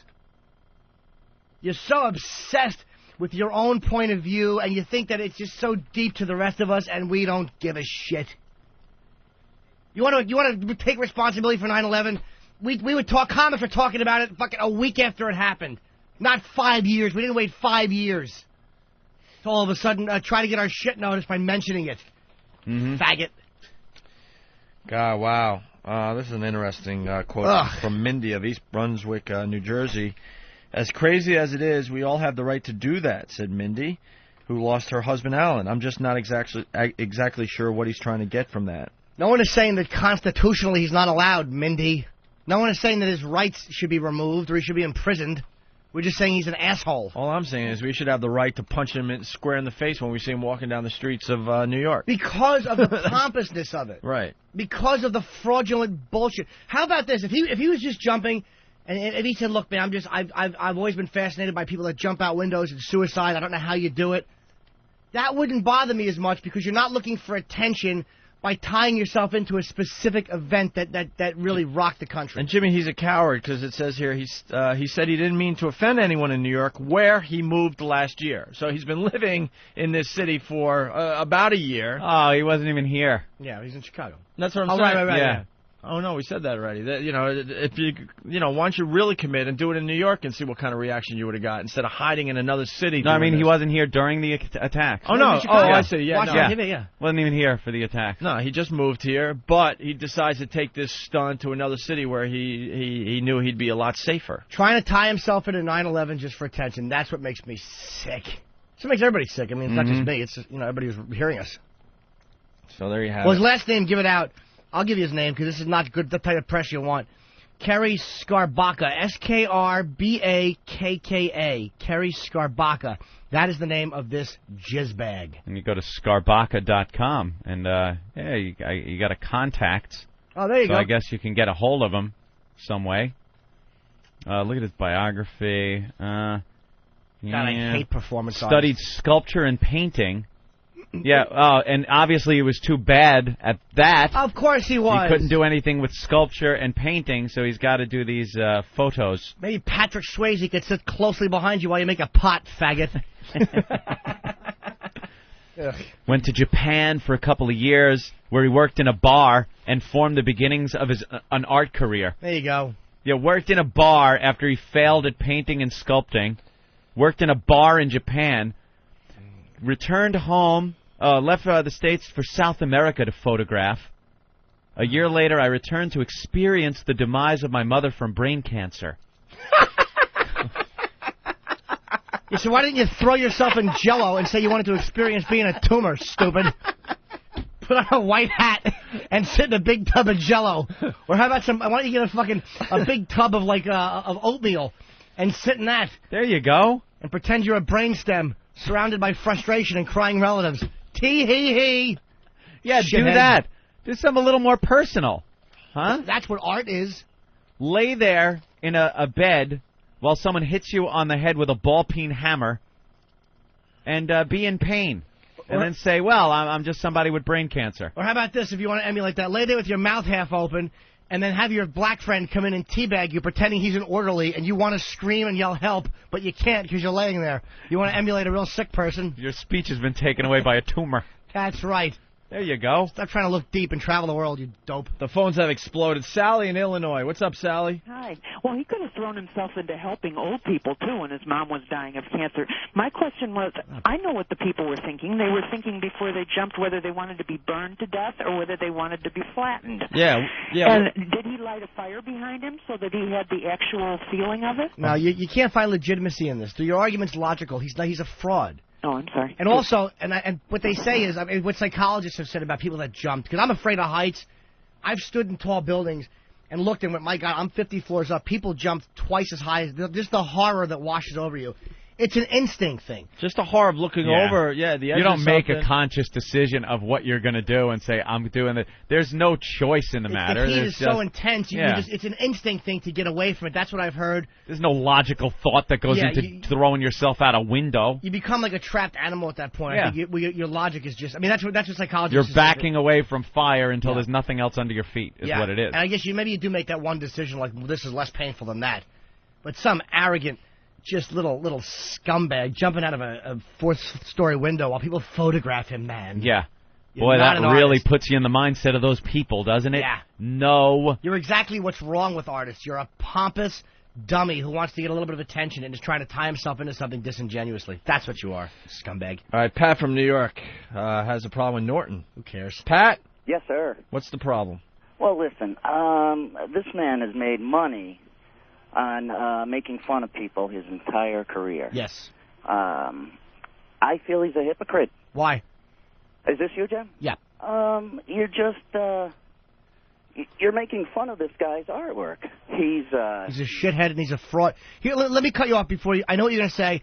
If I've capitalized by making money off these things, why shouldn't he? Because what I do is no, it's not that. Whatever it's really it is. Not that. Oh, what is it? What is it? It's the fact that he should have the ability. I mean, art is all about invoking an emotion. He does have the ability. He does have the ability, and he's doing it. And no one's going to take his art away from him. His art. Yeah, no one's going to take it away. We're just saying he's a phony. He's a fraud. He's a shithead. He's hiding behind the fact that it's art. I don't believe it's art at this point. But like I said, to start the conversation, to start defining art, that's when you get yourself in trouble. But my opinion, he's really hiding behind his art, and he didn't even commit. He didn't do it in New York where it actually happened. Right. Yeah. So you guys are making fun of women drowning their children. Yes. Uh-huh. Why not? The news media, dude, the news media capitalizes. Why shouldn't we? I'm not saying. No, it's not about that. I'm telling you that's why I feel comfortable doing it. I'm telling you that's why. Don't tell me it's not about that. You especially should see what he's Yeah, doing. and I know what he's doing. It's fraudulent. And we're then going on the air after we tool on tragedies and saying we're only doing this to really show people the horror that was behind drowning your children. Yeah, that's the reason we're doing it. That's always what we preach on this show, isn't it? Yeah, we don't Jackass. We're not hiding. We're not hiding behind some kind of phony fucking logic behind what we do, idiot. We're on the air here cracking jokes and being jackasses, and we're honest about it. What? Do you know what his motivation was? What's his motivation? Well, you're assuming it's money. How do you know it's money? Because he's selling the shit. It's attention, dude.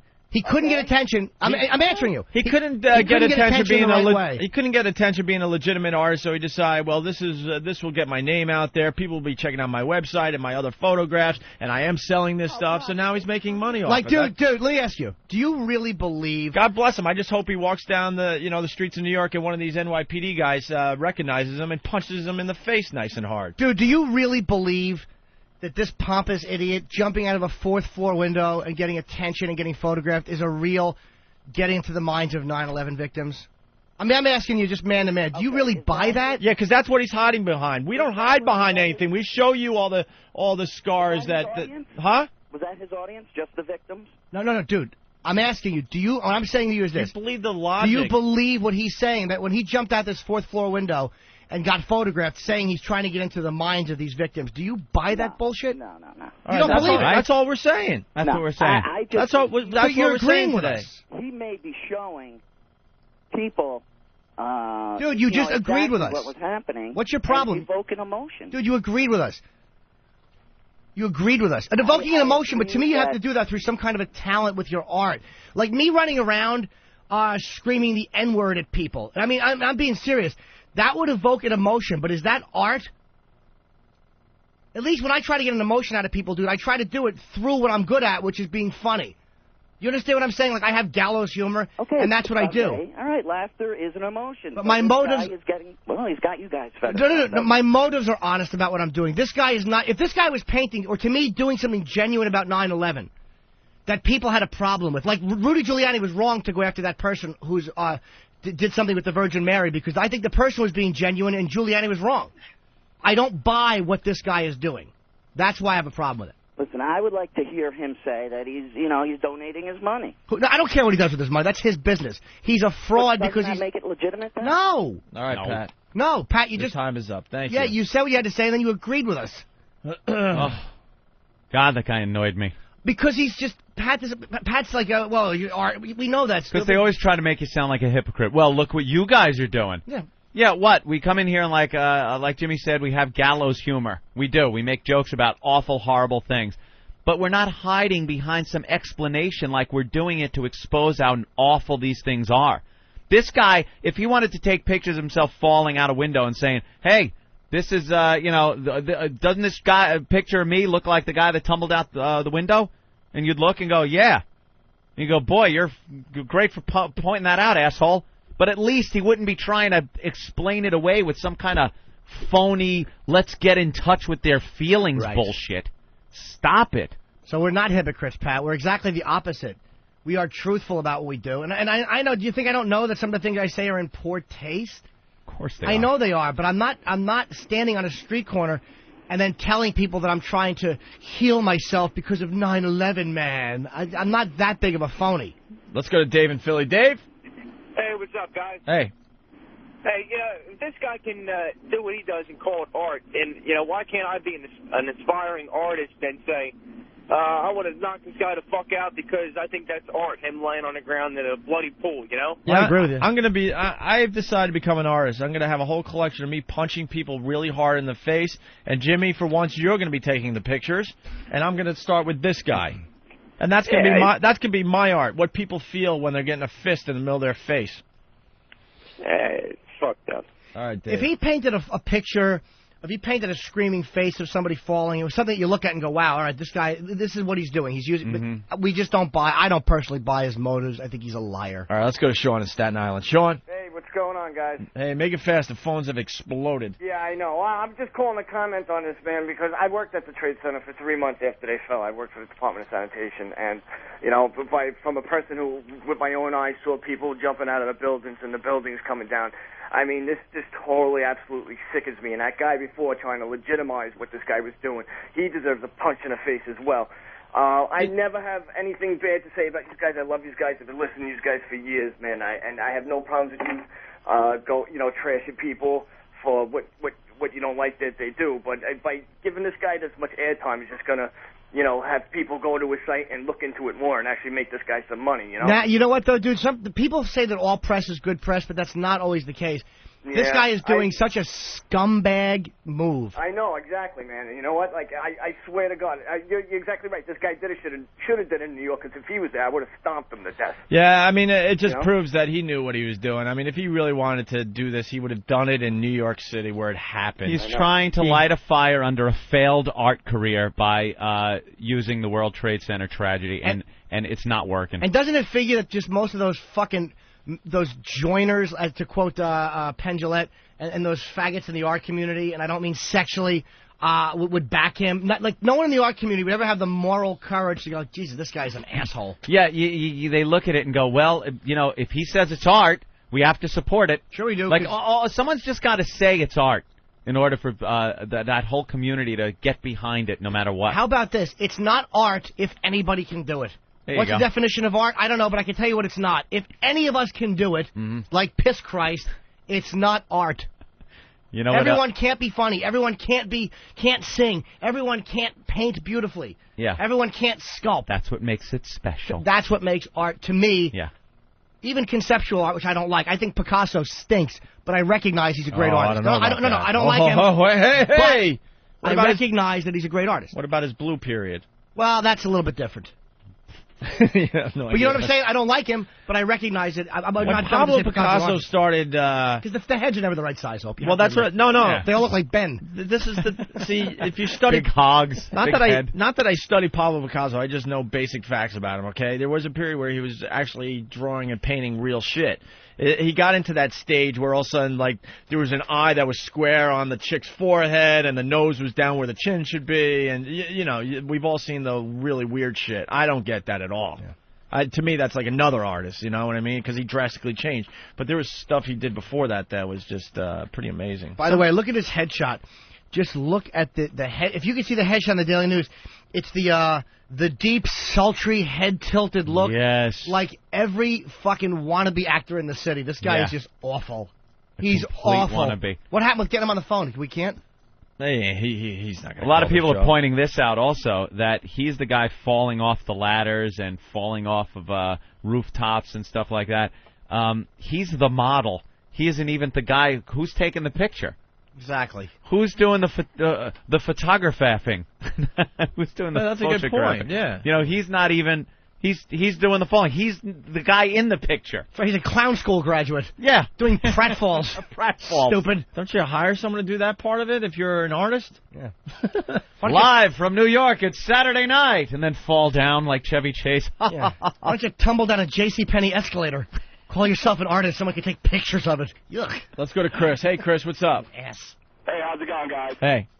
One of the things that everybody's been talking about, and it's kind of spun off of this, we brought up humor and bad taste and everything.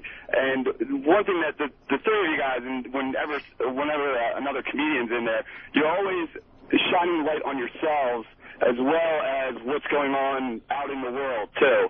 So it kind of makes it okay because, hey, look, these people are fucked up, but, when something goes wrong in the studio, you're quick to jump on one another, too, just to show everybody's inconsistencies. Well, this is what, again, I quote Colin from when he closed Tough Crowd, and I wish I had the audio of it. I have it somewhere. One of the greatest things I've ever heard of, and again, it's not just comics, it's any artist, but Colin said that what he likes about comics is that, you point out the hypocrisies and awful things about the world and what's wrong with it, and that you're still honest enough to admit that you're as guilty as anybody else in the game. Oh, bravo. I was going to say that. You know what I mean? In the end, we're all hypocrites. We're all guilty of the same bullshit, sure. To a point, but I think Anthony and I and Jimmy now, I think we've done a good job over the years not trying to hide behind what we do. Mm. It's a pretty honest show, and it's a pretty raw show, and you see all the bad in all of us and the scars and stuff. We don't try to hide anything, If these guys want to make fun of dead babies, they make fun of dead babies. They're not hiding behind a reason why they're doing it. They just, they go for the laugh, think it's funny, and someone out there is laughing over it. Simple as that. Guys, you're doing a great job, and I'm going to punch out now. All right. Thank you, Chris. mister. Yep. That's funny. Split P from Whackbag. If we stop taking pictures of ourselves jumping off ladders, the terrorists win. Exactly. Jesus. Fucking pop his boob. That's funny. All right. Well, we'll take a break. You can't look up his number and information? You Yeah, we're trying to find him. I'm sure he's very busy today. A lot of phone calls. This guy's probably loving the attention, man. Loving it. I wonder if he bargained. You know what, though? In the end, he'll have to look at himself in the mirror and realize he's just a fraud. In the end, he'll realize that, oh my God, I did this, sensationalist thing to try to get my artwork sold, and in the end, no one's going to buy his shit. His sales will spike for a little while, and then he'll just fade into just oblivion. Somebody will throw paint on his art. No one will care. care. To burn his gallery down. How great would that be? Yeah, jump out the window, artist. Get a picture of that. Fanning your shit. Throwing some water on it. This is called Pompous Boove. Tries to salvage everything. Why did I say boove in the middle of a good Boove. Pompous Boove. That's if you're a breast at a French museum. A boove. If he's lucky, someday someone will bring this up and someone will go, oh yeah, that guy. Oh yeah, that's right. Oh, people were talking about him for a week. Oh yeah, that's right. Gotta get a little attention. Somebody will punch him in the face. 9/11 guys that do shit like this. 9/11 really annoy the public. Yes, they do. All right. Why does he take a picture of himself walking away from a starstruck little fan? How about that? Yeah. Another tragedy.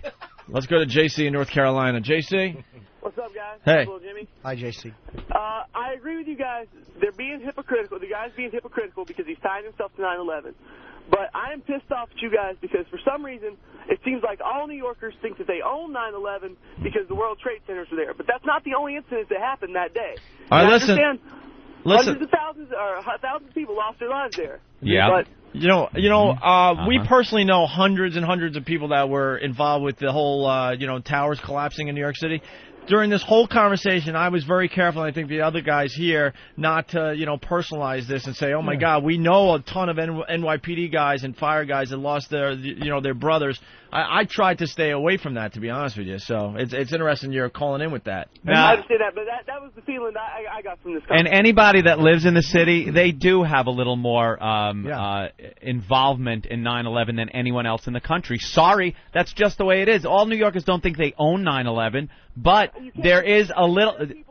You're a little more personally involved in it that when you actually watched these things fall than somebody that was 1,000 miles away watching on television. Well, he's also saying that there's not enough attention being brought to the people in Washington and that field in Pennsylvania. Absolutely. I think part of it, to be honest with you, part of it is that there was a reality that the buildings were so large and we had film of it. I mean, you couldn't see the Pentagon or the shoot down. And you know something? The Pentagon's still there, my friend. Yeah, it's not a ditch in the ground that used to have a couple of landmarks on it. Throw the fucking ditch up there now. Stop dicking around and make some plans. Well, we're trying to. The reality is Stupid politicians. The reality is the towers falling, as outrageous as this is, trumped all the other events that day. It just did. Because it's everybody's They were worst all nightmare. horrific, obviously, but the plane going down is awful. And there's no way to. I'm not trying to short sell it or anything, but planes have crashed in the past with people on it. With the circumstances being what they were, makes it worse.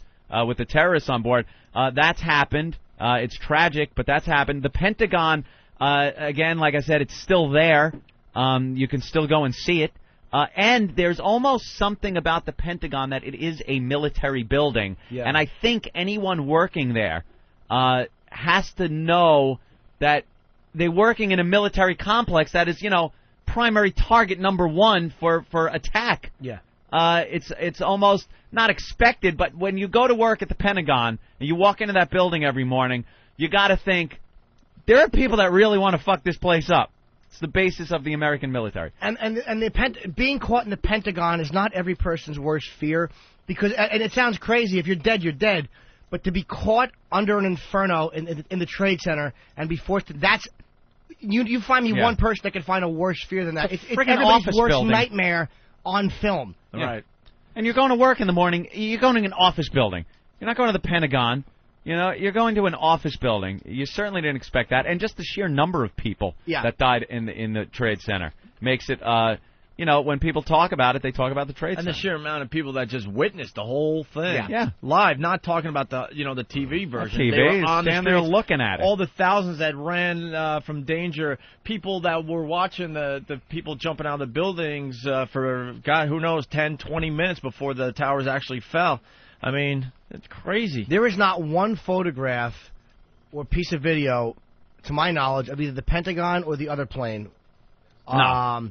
Which I actually believe the other plane was shot down. That's just my thing. I don't disbelieve You think? that. Yeah, I do, but for the right reasons. I don't. I know, a lot of people don't. Another conspiracy. No, not at all. I think it just was something that they saw had to be done, and it was just they wanted to let the people be heroes. I'm with Jimmy on that. Anti-government. I'm so with Jimmy on that. Rumsfeld had a weird slip where he goes, that plane that was that we shot down over Pennsylvania. Remember he said that weird? Who said that? Donald Rumsfeld. He had a very weird slip. Somebody out there will remember it more than. And I'm not some conspiracy nut. But that to me would seem like a feasible thing. They saw where it was going. They saw that, whichever one of these animals was flying it. It just wouldn't surprise me if it was. That's all. And they just probably didn't want to say that because, hey. That would just be an awful thing to say. And there's no need for it. No one in this country wants to believe that we would actually shoot down a passenger plane. And we may not have. Again, it's just my belief. I think... and I don't fault them for it. Yeah, I think it just was what they said it was. I don't Possible. know. From all the evidence, just seems like the guys in the cockpit there knew that they were minutes away from the passengers getting into that cockpit and just decided put this thing in the ground. That's possible. I mean, That's they what it didn't. seemed like. Did they ever have? They were taking one of the carts and they were smashing it against the door. Yeah, they were ready to get into that cockpit, and a lot of the recordings that came out of that plane. But those guys had to show that. I don't know, though, man. Those guys had a job to do, and they knew they were going to die that day. Okay. Yeah. The terrorists. So, you got to think they would have flown it as far as they could have to get a real target. Maybe they did. If the passengers were just about ready to get in there, and believe me, it would have been, sir, could you please vacate that seat? If they got in there, the thing would have been over. The plane would have been taken over, and it wouldn't have crashed. Who the hell was going to fly the plane at that point? Dude, they could talk you back. They could talk you down. And you're not thinking that logically at all. I don't know, man. You could at least get it somewhere where it's not going to do any damage. Try to land it. Something. Anything but having two fucking animals in the cockpit trying to hit a building, is better than what happened. And they could talk you down. I mean, they believe me, as there's somebody probably could. Whatever. We're speculating on that. And you just you don't know right. who's on the plane. Perhaps there was a pilot in the plane. Who knows? It may not have happened that way. It's just a thought I've had that it wouldn't have surprised me if they did shoot it down. I've kind of thought maybe they did, especially if the Rumsfeld had that really weird slip. Yeah. Which he said, that didn't mean anything. Somebody might remember it. I think the odds, though, unless there was a pilot on board, of someone else landing a plane after the pilots are gone. It's not that hard to do. It's all computerized, dude. It's not that hard to do. I don't know, man. You could actually fly those things pretty goddamn easy. Yes, all right, but then you're the guy in the pit, the cockpit, though. You're freaking out. Oh yeah. Even the most simple instructions, you're shaking like a leaf, going, "What? I'm gonna land this fucking thing?" Mm-hmm. I don't know. I mean, you know what? If you wrested out of the hands of terrorists, because they knew that they were crashing planes, that's why they attacked. Yeah. That's why you figured that would probably never happen again. Because as soon as they found out what was going on, people jumped that's up. it now. Everybody, the planes are, they got to come up with something else. Because haven't they killed a few people on flights who were just misbehaving? Yeah, some guys misbehaving. Fucking passengers, man. One guy had he picked a bad flight. It was a plane full of, like, rugby players, and he was mouthing off doing something. They sat on him for the duration of the flight, and when they got up off of him, he was dead. Guy's just dead. Yeah. Nobody wants to take any more chances. That's why they're going to have to come up with something else, because the plane thing is really, as far as taking over a plane, I'm sure planes can be brought down, but as far as, a few guys very lightly armed taking over an entire plane with a few box cutters or something, that stuff's done. That's over. You're not going to sit there.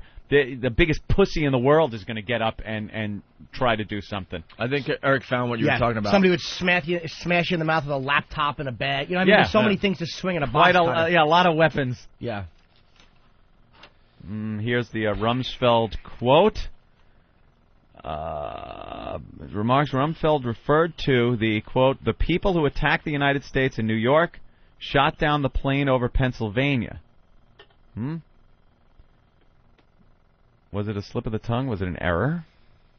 What was the quote? In a speech, Rumsfeld made a passing reference to United Flight 93, which crashed in Pennsylvania after passengers attempted to stop the hijackers. But in his remarks, Rumsfeld referred to the people who attacked the United States in New York, shot down the plane over Pennsylvania.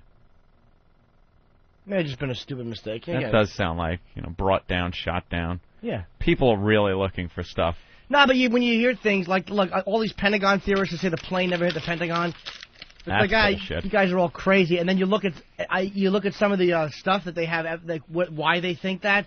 Yeah. It's like, I still think they're probably wrong, but it's not crazy to think that when you. But see a lot some of it is just outright lies. They said, there was no plane wreckage at the site, and there's pictures of plane wreckage. I haven't seen it at the site. There are at the Pentagon site. Very small. People are used to these plane crash videos that they see or pictures that they see of planes that maybe were landing or just after takeoff. A lot of planes crash. That's when you get a lot of plane crashes, low speed crashes. And you get a lot of wreckage. When you get a high-speed crash, that friggin' thing disintegrates. You're really not going to get much wreckage. And that thing was tooling. My only thing is, when you look at some of the photos that they have, like right after, like there are photos like where you can see the fire people on the lawn, and it's still obviously a smoldering wreck. And they'll point at all these weird little things. Like, look, these are windows that are still here. There's no wing. I'm not saying anything. I'm just saying that I can understand why somebody would find that. Like, I've actually looked at it and went, wow. Because I was always like, you conspiracy assholes, fuck you. And then I looked at it, I'm like, well, even if they're wrong, I could still see why somebody would at least examine that. What's their reasoning behind the conspiracy? What did they say happened? Honestly, don't know. I haven't There's cared some about into that. I know there's the conspiracy theorists, but they're not saying what the conspiracy is or what actually happened on that day. 2 planes hit the Trade Center. We know that. Right. That isn't a lie. We all saw the video. So then what happened at the Pentagon? Some guy planned something and went, oh, shit. They stole my thunder in New York.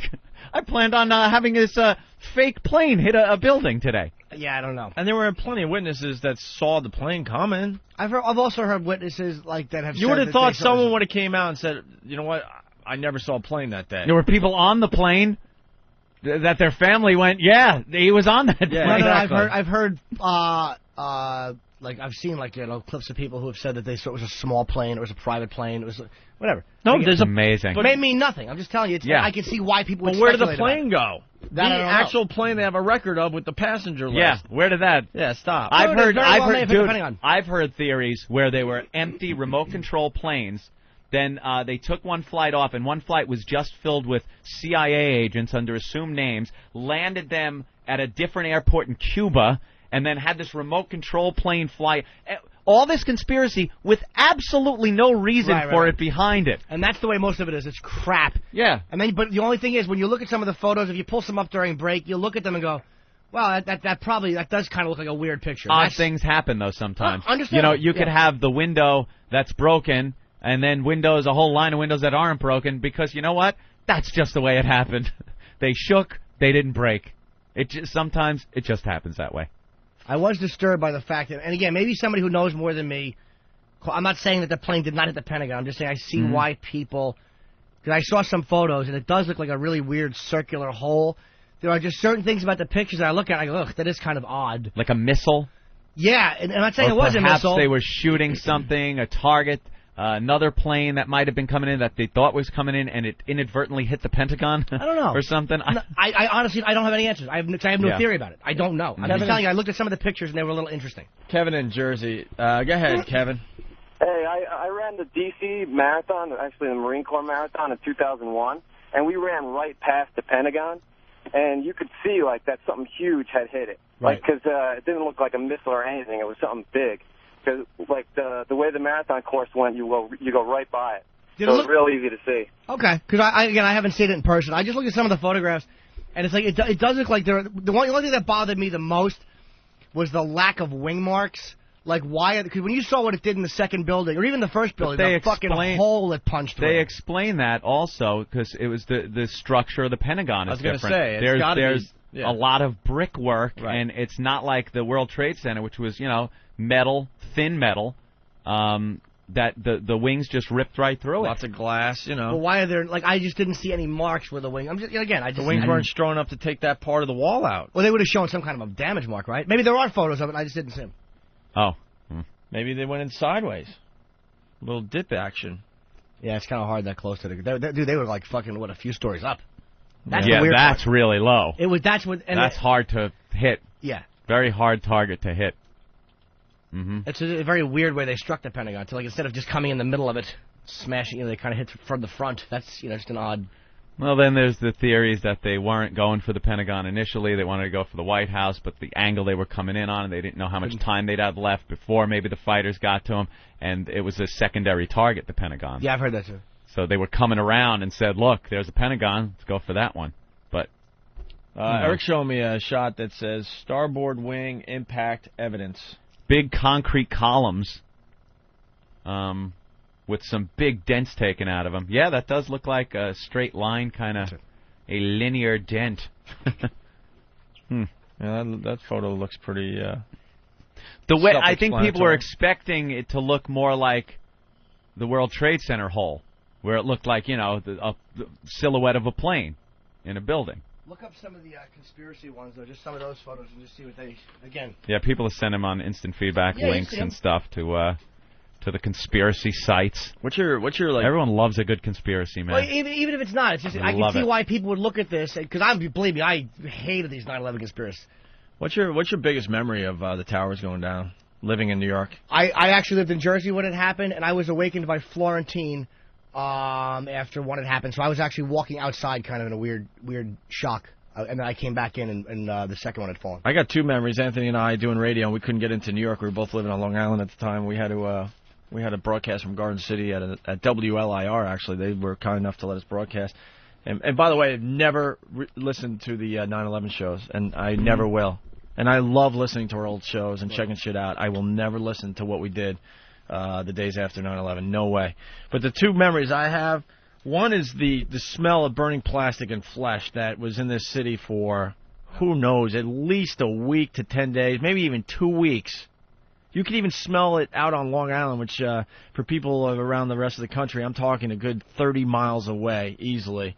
But the biggest memory I have was the following day, we did our show from the New York studios, and then I camped out in a hotel because it was just a nightmare to commute anywhere. And I remember, Anthony and I did this show, one of these shows that I hope we never have to do again, where it's just a very serious show, talking to people that lost their father. I remember talking to a kid that lost his father in the Pentagon, and it was just, I'm getting chills just thinking about it. For weeks, it was hard to be funny. It was a long time. Oh, yeah. But I remember, doing the radio show and just being exhausted by all the emotion I was feeling and stuff, and, just going through the process, whatever. And just going out on the streets of New York to get a bite to eat. You're not really even thinking about living. You're just like, get food and hopefully sleep, and somehow we'll get through this eventually, And I remember looking around. It was actually right around here, like 56th and 7th Avenue. And I remember just people going about their lives, laughing and joking, going to happy hour and talking on their cell phones. In a strange way, I felt like I wanted to go up to some of these people and strangle them. They were going about their business like nothing happened. And that's the thought that I've never forgotten. Because then there were other people, and most of the people, obviously, where you could just see it in their faces. I mean, for the first time, New Yorkers were talking to each other and acknowledging each other. Because like we said with the Randy Johnson thing, everyone in New York has tunnel vision. They just, look ahead, and they don't look at anybody. But after 9/11, everyone started talking to each other, and it was a pretty interesting time to live through. But I remember, these people were just, going to happy hour, going out with their coworkers. And don't tell me they were trying to escape it. You could just tell that these people were just not affected whatsoever by what happened. Only a mere mile or two south of where they were, going to eat and stuff. And I'll never forget that. Because I thought something like that would just completely affect everybody, and we'd walk around like zombies. But there were a lot of people that just went about their business like, whatever. I didn't know anybody, and Yeah. You could see wing marks on this. Okay. Yeah, there's definitely wing marks. They show the Pentagon, then they superimpose a scale image of the plane. You could see right here, you see this? From here to here is the wingspan. I'm just showing Jimmy a picture. From there to there, and here's where it went in. You could definitely see wings hit here. But this building's like it's a brick shithouse. But those structures, the little columns aren't even indented. It doesn't. I'm not saying you're wrong. It's just hard to see. I just think the conspiracy people look and go, look, there's no wing marks. And meanwhile, when it's looked at closely, there absolutely are. I don't see the wing marks. I do. I see the picture you mean, but I don't see the wing marks. All right.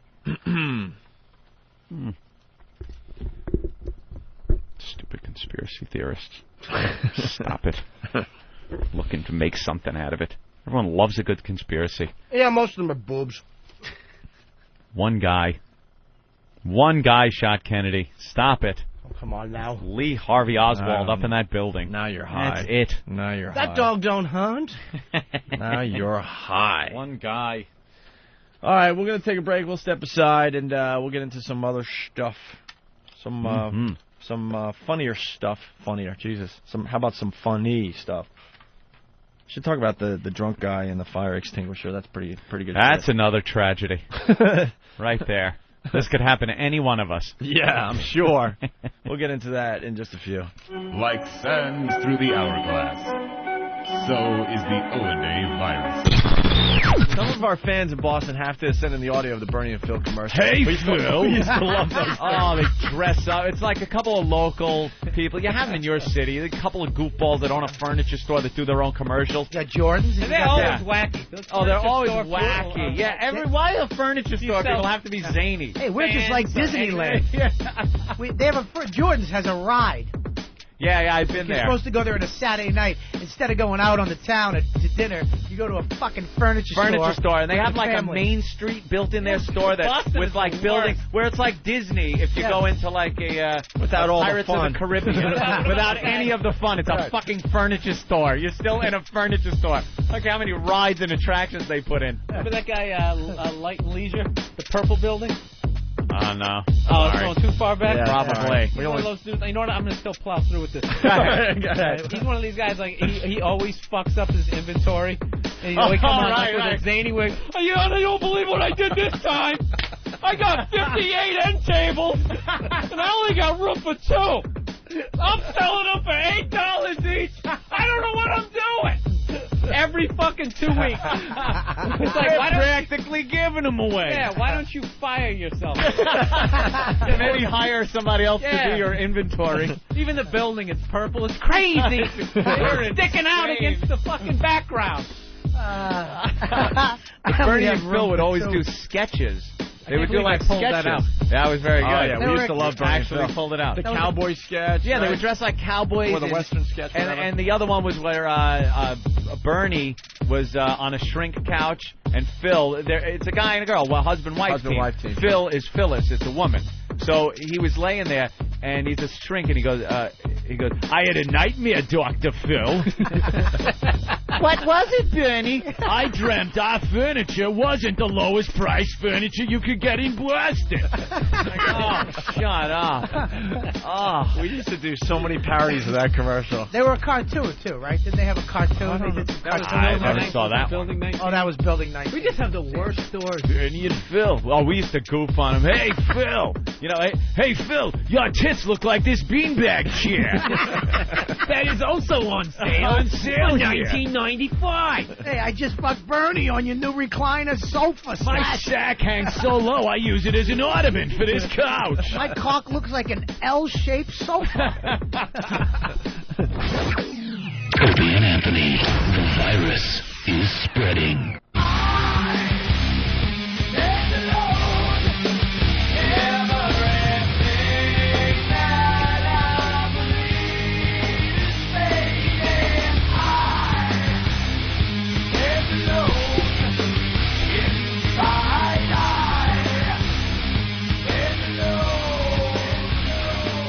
And we're back with the Opie and Anthony program. CNN's got some amazing video of the military jet crash. Yeah, they got like, I guess a fighter plane crashed in a backyard. They show the plane kind of falling out of the sky or what have you, and then they just cut to the burning homes. Yeah. Why? I don't know. Was the kid that they showed, the kid that was taking the video that they're interviewing? Well, we don't have the audio up. So if someone knows why they just went from the jet in the sky, obviously out of control, and getting ready to crash, and then they cut to the houses burning. Does CNN have some kind of rule if people died in these videos? No one died. They didn't die in this crash? No injuries. I believe there were no injuries. It's a military jet. I think the guy probably ejected, I'm guessing. Oh, okay. Punched out. But if you watch this at home, I guess they're talking to some kid. He looks like Martini Steve at 15. Yeah. What a creep he looks like. Little creepy ghoul. What happened? I was masturbating and I saw a plane falling. I didn't stop. I just kept watching it. Fucking creep. Wow, that thing like crashed between 4 houses. In Arizona. It looks like they have the rest of the video where it actually hits the homes, but for some reason they haven't shown it yet on CNN. It crashed with 4 500-pound bombs. Perhaps they weren't armed, because that would have blown up those houses real good. Ben's laughing his ass off now, looking at the 15-year-old Steve. That was my little observation. That's hysterical. With his little starter beard. He really does look like that creep. And I saw the plane falling. I knew there was something to the matter. God damn. One of our pals is on the line here. Dom. Good morning. Good morning, Dom. Oh, Dom. Hi, Dom. What a fun thing to follow. Well, we just went serious for like an hour. We don't do serious radio, but when we do, man, we really get into it. And now we're trying to move on back into the funny zone. Well, you know, you are the guys that I go to for hard-hitting news. All the time. How you doing? How are you, man? We can hang with the best of them when we have to, Dom. I know that. You know, the media likes to just call us shock jocks, but there's so much more to this program. You're baby Right. Cronkites, that's what you are. Yes. I was watching this amateur lesbian video. I was thinking, what do these girls have to do to turn pro? They're so good. They got so much. I don't get it. I mean, they can't get a break. That's a great observation. Amateur. Yeah, you got to hang out in the minors for a while, hoping someone notices you. Some kind of scout, right? I know. There was one other video called Tongue to Ass, and I'm looking at this, and, you know, real porn chicks look at these girls going, that ain't me. Big hairy ass in her face. Anyway, not into that. I hope I changed the mood a little. Yeah, just a tad. Definitely. It's hotter. I'm coming in to do bananas. In Hasbrook Heights, on New Jersey. Saturday. Yeah, it's funny. It's like, I love the club, but, you know, the name kind of withdraws your dignity. Yeah, hey, how Bananas. you doing? Yeah, I saw you on that. Hey, what are you doing this week? I'm at Bananas. Oh, see you later, man. Yeah. Keep up the good work. And I love the club. I love the club. I do that one, but it's like the worst backdrop is you're in front of a black stage with fucking bananas hanging behind you. With the plastic banana and that chimp. Yeah, there's a chimp. Are you kidding? No. And the theme song is the worst theme song in comedy. It's like, "Hi, we have no bananas." Oh my God! Yeah. Oh no. It's an awful theme song. But I love the people who own it. Harleen and Arlene, yeah. Harlan and Arlene Jameson. They were born old Jews. Eventually, they won't even have words. They'll just be, oi, schmigel. Why are you only doing Saturday the 18th? I'm doing a corporate thing on Friday. Oh, look at you with the corporate gigs. gigs. To do Fridays. What company? I don't know. Oh. I just get taken in a car like some joke monkey, and I fucking do it for an hour, and that's it. You gotta be clean? I hope not. Do you like the corporate gigs? No. No, huh? I don't like them because, you know, then they didn't come to see you. You're at their mercy, which I hate, you know. And then they give you that shit. Hey, mention the boss's wife. Right. You know, and then you don't know whether you're going to have somebody crying or laughing. You know, you got to, they say, you know, work clean, but you can be a little blue. What the fuck does that mean? Because their idea of blue and a comedian's idea of blue are completely different. Right. Yeah, I'm talking about jizz shooting over a head. And they mean, you say poop or something. You know. And it is always some awful thing they try to tell you. Like, all right, Marjorie just found out she has ovary cancer. Tease her a little about it. Yeah, right. Yeah. Tease her a little bit about it. Look for the uplifting side of that. The fact that I said I'm 36 and I didn't say ovarian cancer, I said ovary cancer. Like ovary cancer. You know what, though? Like a dummy. The line's so strong, who cares? That's right. I didn't even pick it up. That's how bright I am. When the line's strong, it just doesn't matter if it's not grammatically correct. It works. It works. Are you doing the Montreal Comedy Festival again, Dom? No, are you guys going up? I went a couple years in a row. I loved it up there. Yeah, no, I'm going to go up there, but I'm not going to do the festival. I'm doing the Improv in West Palm that week. But I go up. You know, my girlfriend's from there. Yeah. So it's a good chance to see her, away from my wife and just to relax. Is this thing on? Hello? I love that. But it's fine. And how's Brother Weeze doing, I check in with him like once a week, and so far so good with the cancer thing. Speaking of bringing the funny back to the show. I know. Yeah, well, we're not on the air now, are we? Well, Dom's a good friend of Brother Weeze's as well, and he went through a brutal form of cancer, man, I'll tell you. But he's so far so good. We'll see what happens. He's coming back to New York in July for a checkup. Is he back on the air at all? Yes. Oh, cool. Yeah, he's back on the air. I mean, he wasn't eating. It was just awful. I mean, he was getting his radiation here in New York. I was seeing him pretty much every day, or just about anyway. But he's a trooper, I'll tell you. He's a great guy. He's great at radio, too, huh? Yeah, I complain a lot less after seeing what he went through, I got to tell you. Oh, I know. But, yeah, he's doing all right. Yeah, it's hard to talk about your anxiety attack. Right. The guy's going through that shit. Oh, my God. Radiation blasted right through, right on his head. Right on his head, basically. Ground zero was like his nose. I know. Pretty much shit. his nose and that whole area, hitting the back of the nasal, way deep in the nasal is where the tumor was, I guess. They couldn't operate. Anthony's getting all squeamish. Hey, boy, I'm getting hungry here. I get all heebie-jeebies. Yeah. Anybody for some oatmeal? Yeah. Hey, by the way, congratulations. LA Magazine named you one of the top funniest people in Los Angeles. I was in LA a couple of days ago reading the magazine, and you were go ahead. Well, you're certainly deserving. Ellen was number one, but the fact they had to put an equal number of women and men. Well, you know what? Oh, they did. I asked them about that. It was all women editors. Of course. And I said, well, and then they told me there was no particular order to the top 10 because people, how like sometimes people never are fucking satisfied in life.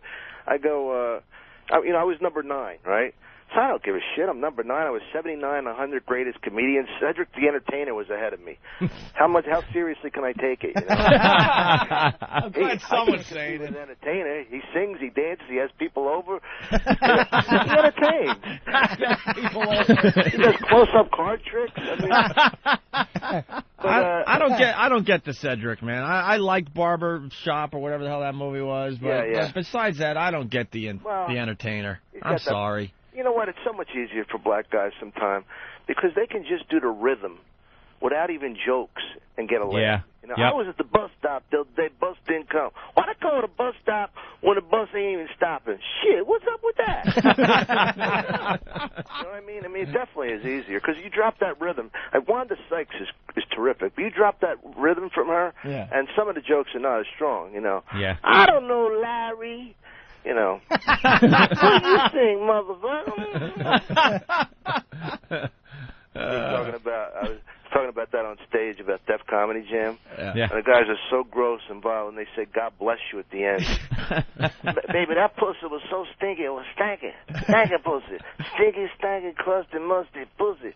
Hey, God bless y'all. That goes out to my grandmother. Shout out to Grandma. But what I was going to say about that other thing was, as soon as the article comes out, I'm pleased there's an article. What the fuck? And a friend of mine calls me up and he goes, "You're funnier than Kathy Griffin." She beat you too? Oh, but boy. That's the fun. But that's the thing they looked at. Look at us. We're not, talking about how you were.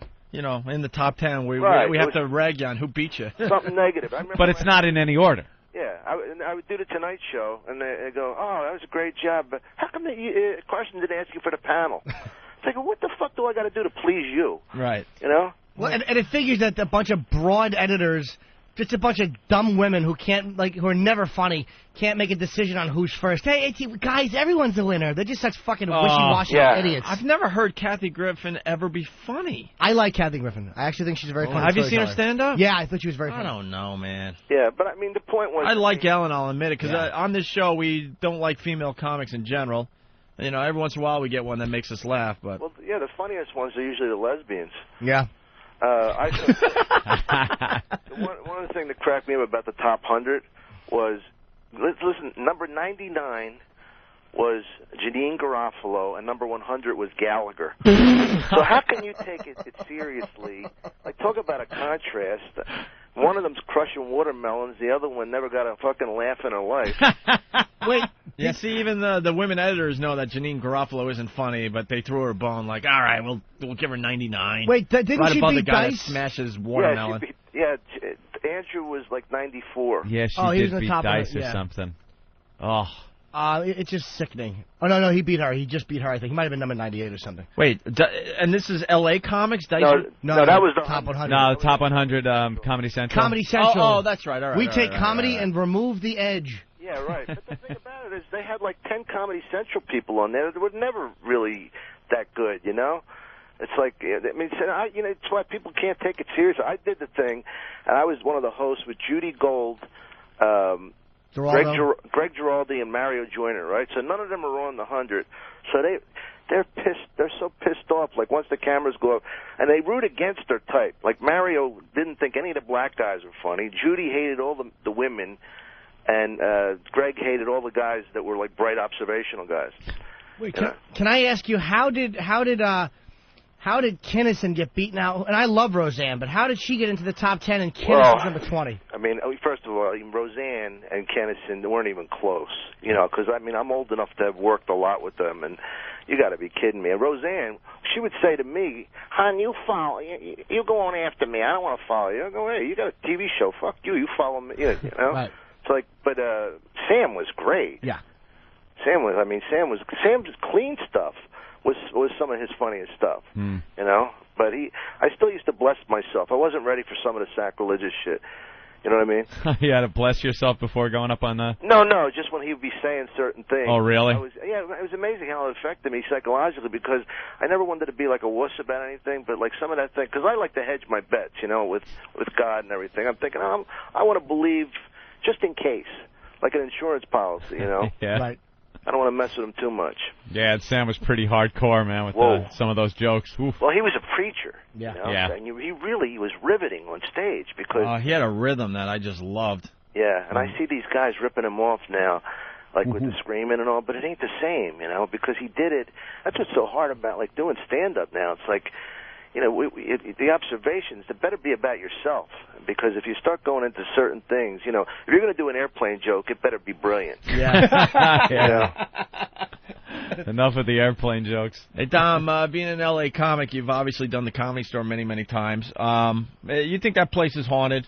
I'm obsessed with that Without a story. doubt. Really? 100% haunted. Well, and you don't believe in ghosts, do you? No, I'm scared crapless of them. But do you I believe tend in not to believe in them, but I'm one of those guys that I don't believe in them, but please, if they do exist, don't come around because they'll kill me. Oh, I could feel it, man. The Comedy Store is just such a creepy place when you go, you know, backstage or whatever you want to call it, in the kitchen area, and then that room that has the chandelier. During my hiatus, I spent a lot of time out in L.A. I was hanging out with Dice a few times, just shooting the shit in that room with the chandelier. And I'm not going to, you know, I didn't see anything, but you just get creeped out when you're in that place. Mm-hmm. Yeah, well, no, it's definitely haunted, and I remember when I first went there, I hate being in there alone, like late at night. Just explain for the rest of the country, Dom, this place used to be like It used to be Ciro's. It was Ciro's. It was a nightclub, and there were murders committed there. Yeah. Oh, there were murders there. Yeah, and there was it was like a lot of gangsters hung out there, and who's who of Hollywood at the time. This is going back to, what, the 30s and the 40s or something? Well, not only were there murders there, but there was also a guy who, when they were on strike, the comics were on strike in the late 70s, and this is a smart guy. He jumped off the Hyatt, trying to hit the Comedy Store with his body. Which everyone knows it's impossible. Come on, guy. Yeah, it's not an easy jump. We've stayed at the Hyatt. From the roof, it looks like you can make it, but you fall a lot faster. And I have been on that roof trying to figure it out, you know, the physics of it, because it's right next to the Comedy Store, and there's a parking lot in between, basically. And I'm like, you can't do that. Get a nice full roof running start. But you know what's the saddest thing? I don't even remember his name. And this guy's got to be thinking if he's in heaven or hell, or what the fuck do I got to do for people to remember my name? More than jump off the Hyatt. After the strike, apparently he couldn't get work, or Mitzi wouldn't work, or something, right? Yeah, that was it. So did you know this guy at all personally? No, it was before I went out there. I was out. I didn't go out to L.A. till like '85. Yeah. Yeah, this guy just, I mean, it's creepy to think. I mean, how many stories is that Hyatt? 20. At least 20, right? Yeah, at least. Hey, Dom. Oh, go ahead. Wait, go back to the Comedy Store being haunted before we move on. It's 100% haunted. There's no doubt in my mind. I felt things. I felt like a coldness in there, like almost like a cold breeze, with no windows open or anything. And I just keep walking, and I kind of like just say, ooh, you know, like I'm telling you, you could almost feel something pulling at you. Sometimes I heard stories I mean, I think I heard a story when Sam was on, and I guess he was saying something kind of like evil or demonic, and somebody was like down the basement or something, and they heard like this, you know, whatever going, he's here, he's here, he's here, you know. Like that's kind of creepy. Ooh. Yeah, Kinnison and Dice, when they used to get along, they used to like perform seances and try to go down the basement and do all sorts. Yeah, Dice told me some pretty interesting stories. Yeah, the basement's not a fun place. I don't place. remember when. And one time, like him and Kinnison, I guess, ran out of the joint. They were scared shitless. Could have been. Well, Dice doesn't do drugs, but it could have been the drugs Kinnison was on. No, I heard. I mean, I heard like this Vietnam vet, this guy Blake Clark, and he wasn't afraid of anything, and he got spooked out. He was he was closing it. Like, you always hear the story when it's the guy like putting the chains on at the end of the night. Yeah. You know, but I don't even. That must have been long ago when Dice and Sam were. A long time ago, yeah. Because then they became enemies, obviously. But that place in general is just really dark, creepy. No, it is. It's the light bulbs are barely light enough where you can see the hand in front of your face. And then you go to the bathroom, it's all black tile, very shiny, and the lights are very dim in there. Well, I went to the bathroom You once. remember? And, Delbert Grady came up to me because I had gotten some avocado on my jacket. And me and him were talking for a while, and he had some really scary stories about his wife and 2 daughters. He had some good advice for you, didn't he? Yeah. But I remember walking up to the urinal going, don't even look at the top. I remember, you go through this because you've heard the stories, and like just look straight ahead at the urinal. Don't look at these shiny black tiles. Because you'll see things in there. You will. Well, it's definitely got a bad vibe in that sense. I mean, I do stand up like in the original room a lot, and I know Joe Rogan likes that room. But in the main room, I think, is where Ciro's was more, and that's where I feel it more, like in the back of the main room. Wait, which one is the main room? The big room, like the 400-seater, 400 or 500-seater. I've been in there once. I've never performed in there. You feel it in the back of there, like behind the stage, or behind where the audience is? Yeah, behind the stage. Behind the stage is where I really feel it. I don't know, and it's supposedly one of the murders was taking place like in a big safe upstairs at the time. This is the rumors I heard. I mean, it's so weird because you see like these old pictures like Jerry Lewis and Dean Martin. It was like this real like nightclub in the 50s, I guess. Yeah. And I don't know how it became the store, but that was a good move by Sammy Shore in the divorce. Sammy was the owner, and he gave this comedy club to his wife Mitzi, and she ends up making like millions of dollars out of it. You know, like he was just throwing it away. You know. Yeah. These are Paulie's parents. I don't know if you heard of Paulie Shore, but I'm not a laugher. You got to see this kid perform. I mean, he's so original and just. I mean, he's going to be somebody someday. He is. He's going to. Paulie said to me one time. He goes, he had a 3-picture deal, and he says, and the waitresses, were like hugging me and stuff, and he goes, how come the waitresses make a fuss over you, and I got like a 3-picture deal, and they didn't even talk to me. And I says, I don't know, Paulie. And I'm thinking maybe because I'm fucking nice to them. Maybe because I say hello like a normal human being. Like these guys, because I've seen so much, because I shot to the middle and I clung there in my career. So I've seen guys come up and go down, you know what I mean? And Paulie was one of them. Yeah. Remember Ralph Harris? Yes. Ralph Harris was one of those guys. He was, hey, Don Herrera, I'm in Philly, you're my man, and Idol. He gets a series, and he comes in the Laugh Factory, and he goes, hey, how you doing, man? And he just keeps, blows by me. And then, the series got dropped in about 6 weeks, and then he comes in the Laugh Factory, Dom, how you doing? I go, hey, how you doing, man? You know what I mean? Yep, of course. Hey.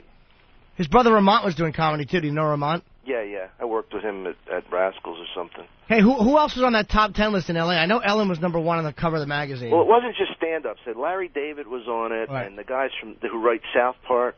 Right. Matt and Trey. Yeah, and who else? Zach Galifianakis?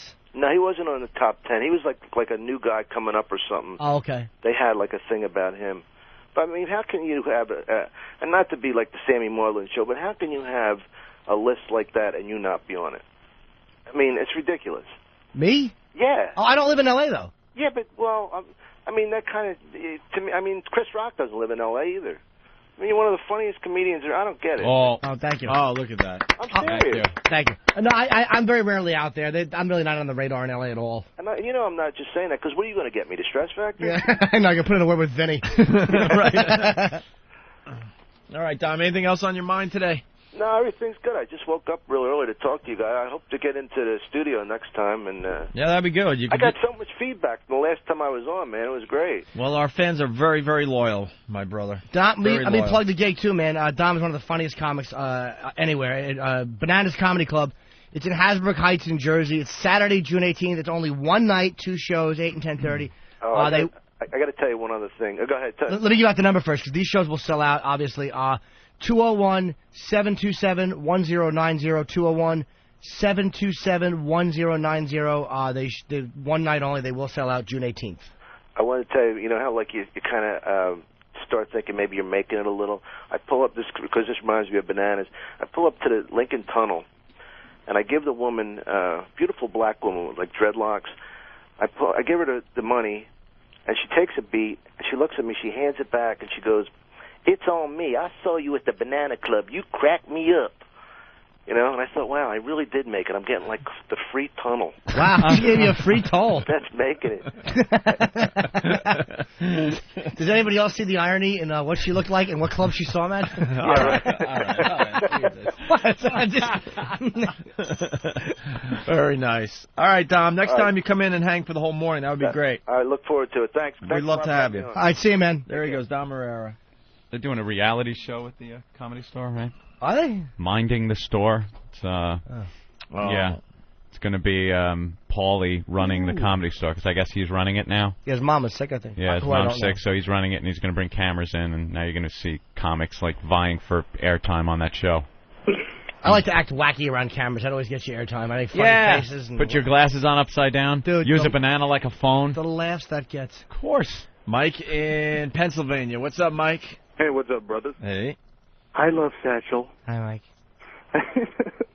Hey, I just want to tell you that Unsolved Mysteries has this 4-disc DVD out, and one of the segments on there is about that comedy place. What was in L.A.? Store. Yep. Yeah, and it's pretty interesting shit, man. You guys ought to check it out. I saw that Unsolved Mystery, and it was very interesting. Yeah. Oh, and another recommendation, just really quick, not to suck the funny out of everything again, but Popular Mechanics a couple of months ago had this Debunking 9/11 edition out, and they take like the most popular 16 or 17 myths about 9/11 and all the shit that happened, and they just go down the list and tear each of them a new one. So I recommend that to everybody. What was a popular one that they took apart? I'm sorry? What was one of the popular ones that they just debunked? One of the popular ones was a lot of people suggested that there was some sort of a demolition that took place that caused the towers to fall, and a lot of people that talk about it cite these little puffs of smoke that you can see when you're watching the video. And they just go down the list of structurally what would have to have occurred scientifically to make these puffs of smoke come out, and it all makes sense. They talk about the bulge on the bottom of the plane. And get this shit. Let's look at, okay, you want to talk about remote control airplanes. Well, that's all nice and cute, but, you know, one of the people on those planes happens to have been Barbara Olson, who was a talking head on Fox News daily, and she also happens to have been the wife of Solicitor General Theodore Olson. I don't think you just take someone like that and herd her off of the plane after it's been loaded. You don't even have to Shoot her in the justify head. it. It's ridiculous. It's nuts. So anyway, Popular Mechanics a couple of months ago, Art Bell had this guy on his show, and he interviewed him. And, of course, this hack, George Norrie, he had all of these conspiracy freaks on several times prior to this, and everyone just applauded, oh, very good, we hate Bush, and so. Right. And then Art Bell has this guy on and finally brings a little sense to the conversation, and this guy's been taking shit for it ever since. I tell you what, these people are vehement. It's all political. It's shit, man. Ever since Kennedy's been killed, nothing can be anything other than a conspiracy. Try and think. Couldn't the logical explanation for something ever possibly be, oh, I don't know, the correct one? Many times it is. You know what a bigger outrage is? The fact that Sinbad beat out Andrew Dice Clay in the Comedy Central 100 Greatest Stand-Ups of All Time. Yeah. Sinbad was number 78, Andrew Dice Clay 95. Dice might be an asshole, but, you know, when that guy was at his peak, funny shit. David Allen and Day the Last Dice is one of the funniest albums ever done. David Alan Grier, George Wallace beat out Dice. I mean, come on. I mean, not that they're bad comedians, but they're better than Dice. Let's stop. And Sinbad has a really high ass. He blows. All right. Thank you for that info, Mike. Bye, mister. Yep. Some good reading if you want to pick up that Popular Mechanics. And number 6, Steve Martin. I should ask Dom about that. I forgot.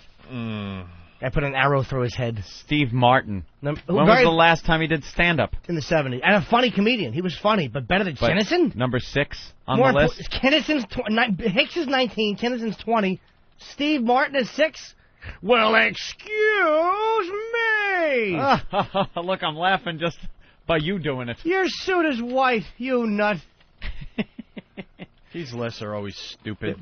No matter if it's the 100 greatest songs and all that, 100 greatest movies, it's always just so political and dumb. I will say that 1, 2, 3, 4, even 5. I don't know if Chris Rock is number 5. I'd certainly put him in the top 10. I wouldn't put him at 5. Maybe not, but I wouldn't put Woody Allen at 4. I'd put Woody Allen at 3, actually. For stand-up? As a stand-up, he's the greatest joke writer of the 20th century. I mean, his stuff is hilarious, but... Bill Hicks should have been in the top 10 at least, if not I think that guy was great. I love Roseanne. I wouldn't have put her in the top 10. Maybe top 20. Eddie Murphy I would not have put in the top 10, maybe top 20. Only because I think that Eddie was a good comic, but, I mean, a lot of his stuff was, kind of Pryor had done very similar stuff earlier. Mm-hmm. And, again, Kinnison was just so socially relevant, I would have put him ahead. I'd have put Jerry Seinfeld where Chris Rock is. I thought Jerry was really good. Number 5? Oh, no, I wouldn't have. No? You don't like Jerry? I do like Jerry. No, you I don't. think he's funny. He really doesn't I could like tell from what Jerry. you're saying. You If don't I thought like he Jerry stunk, Seinfeld. I'd tell you he stunk. Yeah, Jimmy doesn't like Jerry I Seinfeld. do like Jerry. He tells us all the time when the mic's That's off. a lie. Tired of your Jerry lies. Have you noticed I'm just trying to fit everyone in the top 5? Yeah, you really are fucking goody gumdrops. 10 people I'm shoving into 5 slots. Martin Lawrence, why isn't he number 4? Woody Allen can be number 3, Pryor can be number 2. Works out well. Hey, you guys, breaking news, nothing too spectacular, but that runaway bride has been offered $500,000 for her life story. Are you kidding? $500,000 for her life story. What did she have to pay for being a kook? Like $3,000 or something? Throwing rock at a driver. Oh. Black youth. Surprising. I love that. Look, it gets off, and then this throws a rock. What the hell is going on? There you go. What if the cops kick his face in there? Please. They had a misunderstanding, that's all. But the runaway bride, $500,000 for her life story. For what? Can I ask why Billy Connolly is number 73 and Dice is 94? Who's Billy Connolly? Exactly. He's a very funny Scottish comedian. Oh, okay. Why is Eddie Griffin 62 and Dice is 90? Why? Oh, there's going to be a movie about the runaway bride. $500,000. A movie about the... Well, we knew that was going to happen. Proving being a kook in America pays handsomely. Yeah. Here it is. Runaway Bride inks deal with firm pitching movie. Officials who search for her aren't amused, obviously. Runaway Bride Jennifer Wilbanks, or Wilbang, as we like to call her, made a deal with I know, that's cute. Made a deal with a company that is pitching a movie about her life to networks, annoying officials who spent thousands of dollars searching for her. Regan Media, a New York multimedia company, told the Atlanta Journal-Constitution for a story in Thursday's papers. It has acquired all media rights to the life stories of Will Banks and her fiancé, John Mason. It's my media company. Hey, is Brian Regan on this list at all? Oh, yeah. Top 100 comic? If Brian Regan isn't on the list at all... I bet she's not. I bet you... How the hell do you not put Brian Regan on that list? Doing a quick scan of the list, I don't see Brian Regan anywhere. Oh, my God. Cedric is number travesty. 65. And where's Rich Voss? Okay, slow down. David Cross, of course, is on there. How bad does Gallagher feel that he's beat out by Janine Garofalo, 99 and 100? I mean, there's some very good comedians on the list. Mm-hmm. But Woody, I certainly would have put at number 3 or 4. You guys got to listen more to Woody's stand-up. It's genius. Stop. I got a Victrola at home? No, dude, it's stuff that has not been touched even to this day. It's genius. Really? Yeah. Woody is a fucking genius. I actually got a couple Woody Allen CDs. And the writing of it, I will say, and I'm about Pryor freak. Pryor to me is the greatest. Yeah. Woody Allen is purely the greatest joke writer to ever live. Really? Woody Allen is the greatest joke writer to ever live. I'm going to have to listen now. It's fucking poetry. He's such a he's purely brilliant Do I have to get, buy LPs? No, he's on it. It's called Woody Allen, The Stand-Up Years. It's a great CD. I used to listen to it when I was 12 years old. My mom used to bring me home the records. Oh. Little Jimmy enjoying Woody. Under the porch. Yeah. Listening to Woody. I shot a moose once. Hunting upstate New York. Hey, you can almost do Woody Allen. Great Peter Lorre. Otto and George. All right, we're going to take a quick break. And maybe play some Woody Allen. We should play some Woody Allen. Ooh. Hawk, bring it up. I wonder what would make sense today. Something quick and short, maybe? Let's see if Hawk could find something. In the meantime, really fast, after the show today, Anthony and I are heading over to RCS Store. The RCS Store here in Manhattan on where is that again, Ben? 56th and Madison? 56th and Madison. 56th and Madison. Here it is. Tons of stuff to give away. Anyone who signs up for XM gets Yankee or Met tickets and a free Roadie 2 with the purchase of any XM receiver. And everyone walking in the door gets a $20 gift card. That's pretty cool. Yeah, we have some celebrity guests coming. Who? Eric's going to be there. Ooh. Kenny. Earl. Earl's showing up? Yeah, that's right. Well, he's trying to get a job. He's miserable. So, yeah, Club Soda Kenny will be there. It's at the RCS Experience in New York City at noon today at 56th and Madison. Okay, we'll be there. Hawk found one. Signing and taking pictures and pretty much doing whatever you want us to do. All right? Roy, did you find some Woody Allen? This is one of his most famous bits. It's not his best bit, but Wait, it's how one of long his is this, most though? It's 18 minutes and 53 No, it's seconds. not. Yeah, that's how they were back then. All right. Well, this is a Jim request. Jim Norton requesting some Woody Allen. This is the moose bit. Yes. I shot a moose once. I was hunting upstate New York, and I shot a moose, and I strap him onto the fender of my car, and I'm driving home along the West Side Highway. But what I didn't realize was that the bullet did not penetrate the moose. It just creased his scalp, knocking him unconscious. And I'm driving through the Holland Tunnel, and the moose woke up. So I'm driving with a live moose on my fender, and the moose is signaling for a turn, you know. And there's a law in New York State against driving with a conscious moose on your fender Tuesdays, Thursdays, and Saturdays. And I'm very panicky. And then it hits me. Some friends of mine are having a costume party. I'll go. I'll take the moose. I'll ditch him at the party. It wouldn't be my responsibility. So I drive up to the party, and I knock on the door. The moose is next to me. My host comes to the door. I say, hello. You know the Solomons. We enter. The moose mingles. Did very well. Scored. Some guy was trying to sell him insurance for an hour and a half. 12 o'clock comes. They give out prizes for the best costume of the night. First prize goes to the Berkowitzes, a married couple dressed as a moose. The moose comes in second. The moose is furious. He and the Berkowitzes lock antlers in the living room. They knock each other unconscious. Now I figure here's my chance. I grab the moose, strap him to my fender, and shoot back to the woods. But I got the Berkowitzes. I'm driving along with two Jewish people on my fender. There's a law in New York State. Tuesdays, Thursdays, and especially Saturday. The following morning, the Berkowitzes wake up in the woods in a moose suit. Mr. Berkowitz is shot, stuffed, and mounted at the New York Athletic Club. And the joke is on them because it's restricted.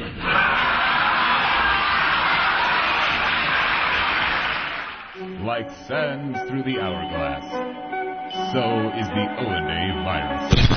You know what the worst show is for those clip shows is Max X, Maximum Exposure. Yeah. Because the guy that they have narrating it makes everything sound fun. And here the police officer gets 2 bullets in the head. Wow, that's gotta suck. And we got it on video. Yeah, we got it on tape on Max X. He always says, and thanks to the video cam and the cop car. Yeah. Here it is. I bet this cleared his mind. Yeah. Like really bad Arnold Schwarzenegger lines. This woman working the deli counter's having a bad day. A guy comes in with a machete, and there goes her head. You're gonna have a hard time counting the register now. Like he's making jokes, and you're all like, "Oh my God, the guy's dead." This girl will never walk home alone again after getting raped by 5 Puerto Ricans. And we got it here on Max X. On Max X. Those spics brought a camera. Isn't that horrible? And we got the video of them stealing that from a white guy. It's the worst show because the guy sounds much too happy and enthusiastic about some of these clips. It amounts to Faces of Death without the somber music and monologue from the guy. Well, that's Faces what of Death happened. used to be horrible. It was like, and then the train hit the woman as she was crossing. Dana, Dana, you know the music and everything. The guy's voice is so fast creepy, forward man. now. Uh-oh, look out, here comes the 515. He's all happy about it. Wow, yeah, that train caught her. Yeah. What? Hey, last time she'll check her email before work. Last train to Deadsville. Hey, look out! Wow. Choo-choo. Yeah, much That's too why what happy. happened when they pitched it. They're like, it's too dark. Can you inject Yeah, a can little you energy? happy it up a little bit? They Can you just make kept, that death they just happy? kept the same copy. They just had him say it happier. Threw in a couple of awful jokes. Limbs were falling from the sky when the planes collided. Here's a leg in the backyard. No thanks. I'll have a wing. What? Plane crash. What are you fucking... You're insane.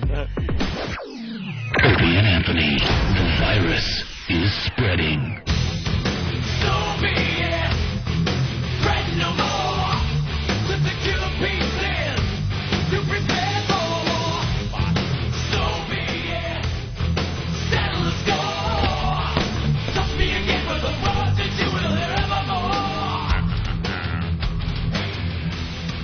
All right.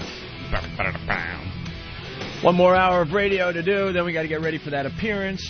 Where are we going? Action-packed day, Anthony.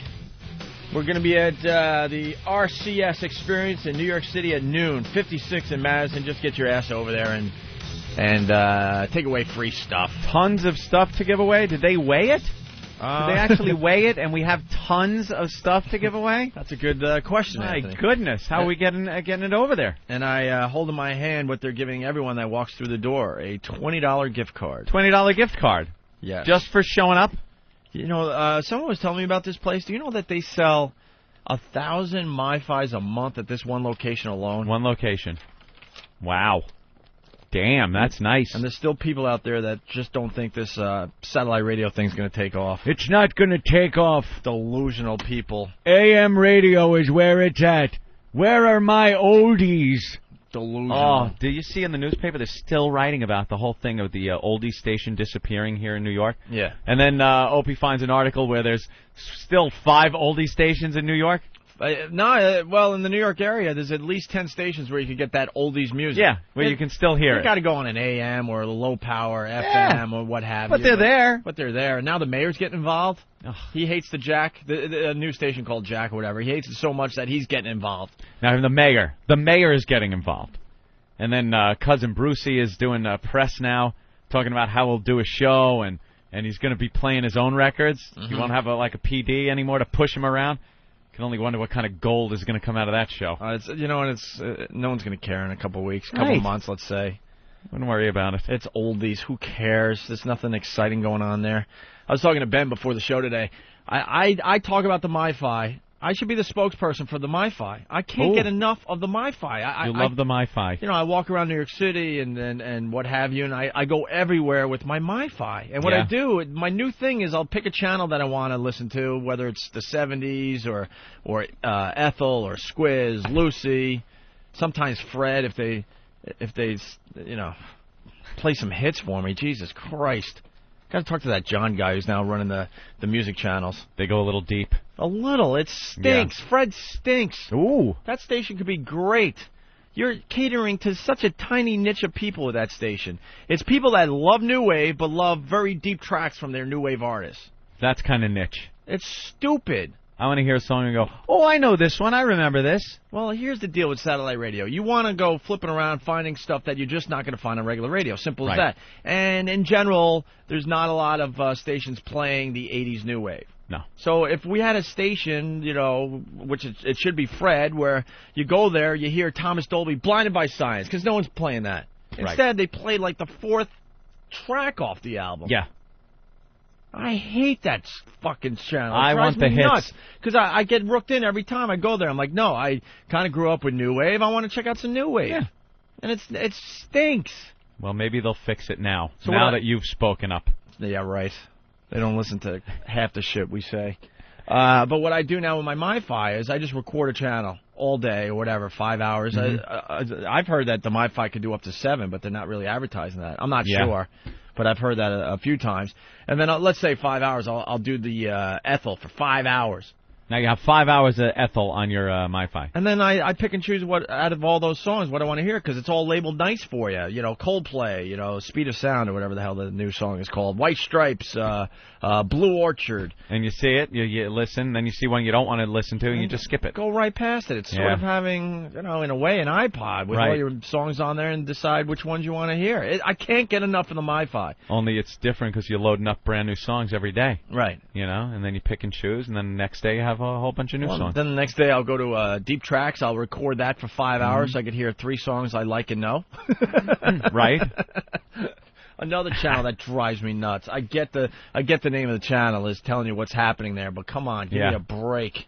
And then do you realize if you listen to about 12 or 13 songs that you've actually paid for the cost of the satellite radio for a month, where you would be downloading from iTunes or something at 99 cents a song? Well, speaking of which, we should get cheaper. We should get Ben in here because he has discovered he's discovered iTunes.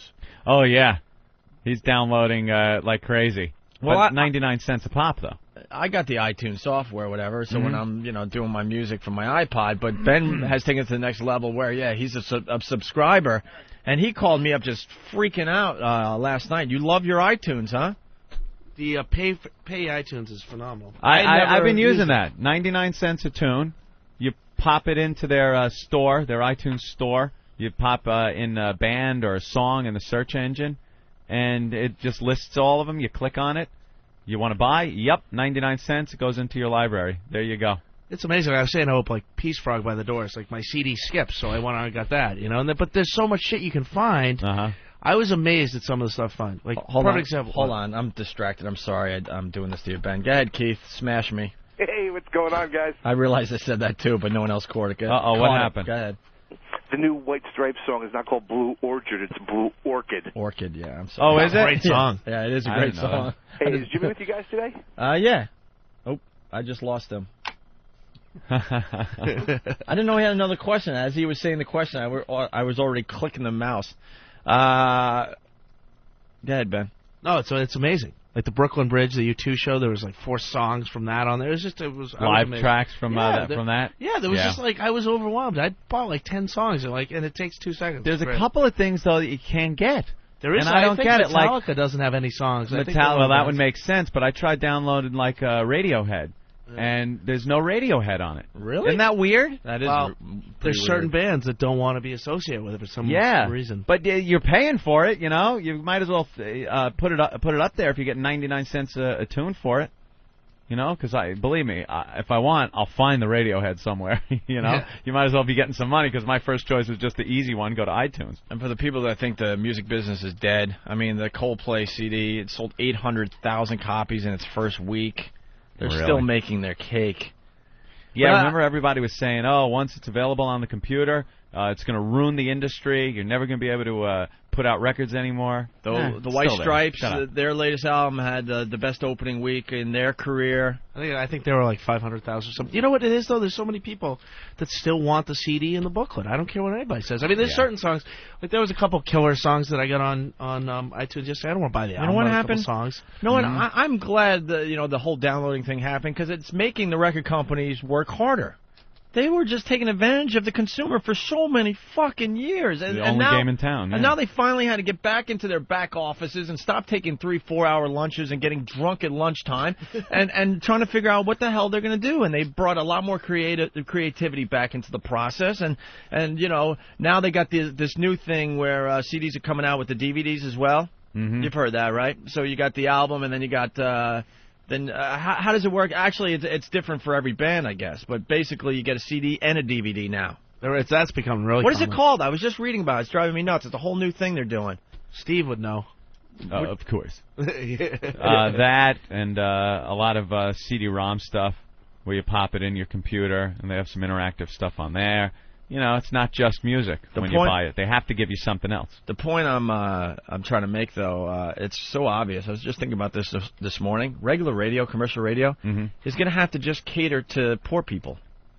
Poor people. And I mean real poor people, not, guys that are eking out a living, but you still have, money to spend on your entertainment. You do have money to download a few songs from iTunes or what have you. Couple of bucks. Or get your satellite radio. You're talking about the impoverished that are sitting there with nothing but a little transistor radio. Yeah, because when I do go back to commercial radio, which is so rare at this point, I'm like, why am I bothering? Why do I have to sit through a DJ babbling about nothing? Why do I have to listen to the same 10 fucking songs over and over again? And then in between those songs, promos and long commercial stop sets. It doesn't even... when I listen now, it sounds so archaic. Yep. And the executives over at radio stations, they're so short-sighted with this stuff. They can't see. They're looking for one thing to be their demise and saying that it'll never happen. Like, satellite radio isn't going to kill radio. Radio is always going to be here. Well, no, it's not. But they don't look at the big picture, which is everything. iPods downloading from the computers and satellite radio. Internet radio. You throw all this stuff in, and now you really are chipping a big piece away from regular radio. They just don't get it. They're not looking at all this technology and how we're using it every day. I love downloading stuff from iTunes because you don't have to buy... if you like a band, you're going to go out and buy their album. Forget about it.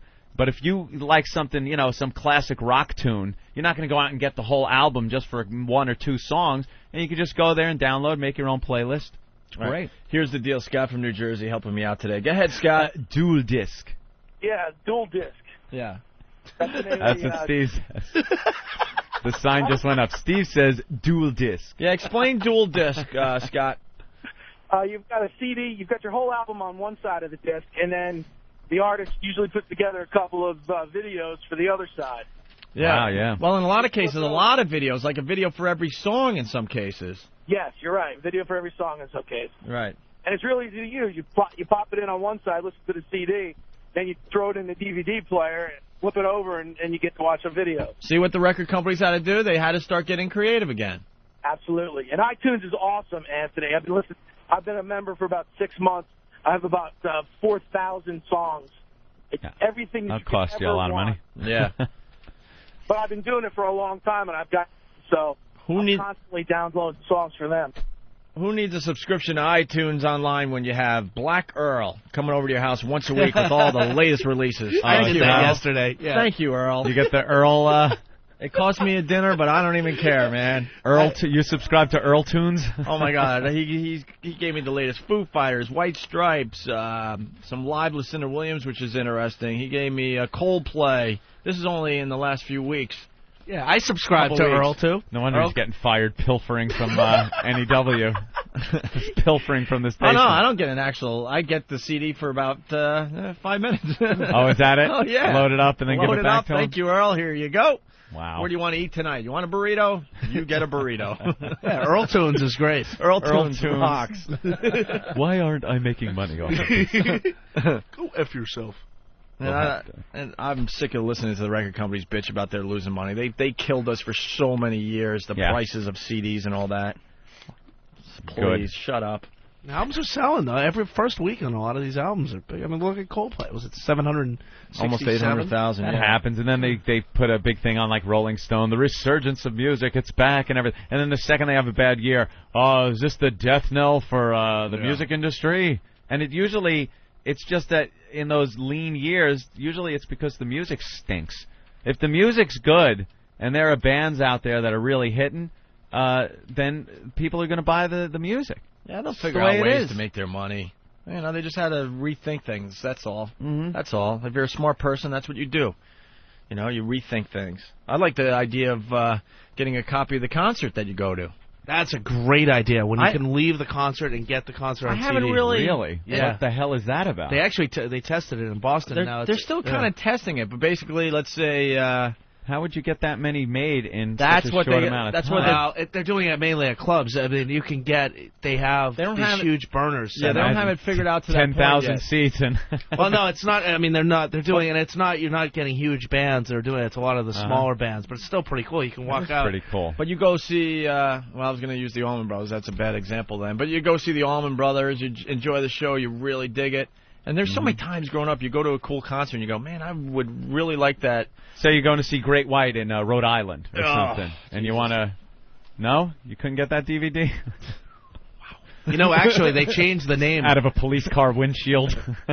It was actually the concept, when Clear Channel came out with it, it was called Burned Live. And since when that happened... Burned Live! They changed the name, but that's actually a true story. Oh, God damn, that is bad. And they changed Great White, Burned Live. But they walk around, they walk around the shows with credit card machines, so you can pre-buy it, and then you walk out. That doesn't sound like a scam some brother's going to be working. Yeah, you want to buy this? Yeah, just swipe your card here. Who's that guy? I don't know. Earl. They're still working out the bugs, but there's obviously a lot of money to be made that way. You see the show, and then you maybe wait 20 minutes. I mean, most people wait that long just to leave your seat because it's such a mess to get out of these venues. And then on your way out, there you go. You pick up your copy of the concert. I say you hop in a DeLorean, right? And then you can get a copy of the show before you even see it. Then you can see if you're going to like it and decide if you're going to go or not. That's what they're working on now. But there you have it. Okay. Moving on to other things, Anthony. I got to get to this fun story. Yeah, obviously. This is something. This was one of your favorites. Yesterday. One of my favorites. One that kind of caught my eye and gave me a chuckle. A drunken engineer yesterday pleaded guilty to severely injuring a pal by shooting water from a fire extinguisher hose up his backside. Brian Kennedy's lawyer described the assault as horseplay that went wrong. The victim eventually needed surgery and had to be fitted with a colostomy bag.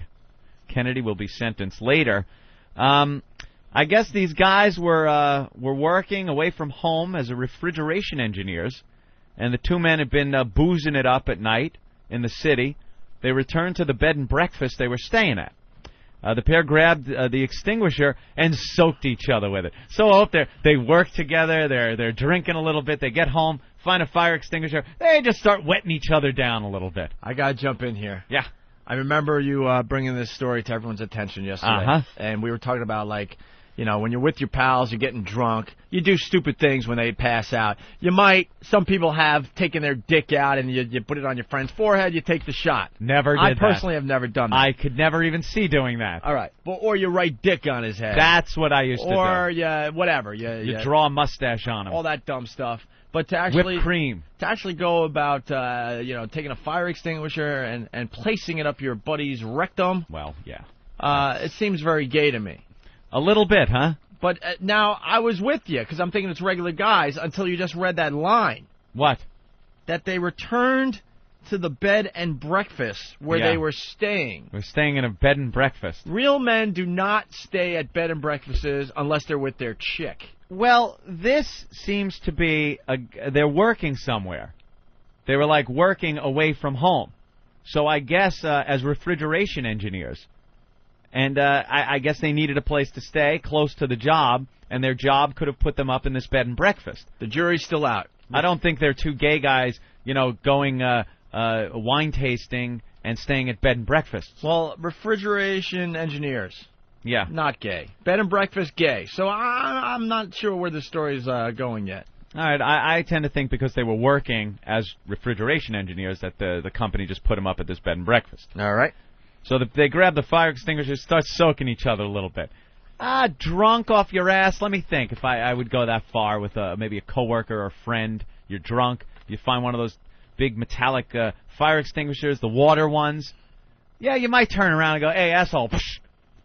Maybe. Maybe. I'll give it to you a little bit. I still might think. I'm thinking a little gay. Little to gay? Go that way. That's gay? What, you want your see your buddy in a wet T-shirt? No, but it would be kind of funny to just kind of, turns around, hit him with the fire extinguisher. I'm sort of with you. Kind of funny. Now, I'm a little suspicious, but I'm with you. I can see where that could possibly happen. Go ahead. When you're now fighting over it and soaking each other with it in some kind of impromptu wrestling match, right. It's getting a little gay. Getting a little gay. Yeah. The victim then decided to try to get some sleep. So he had his fun. They're drunk. You have your back fun. in the bed and breakfast. They squirt each other a little bit. Whatever. Time for Biddy Bye. All right. But Kennedy attacked him in his bed.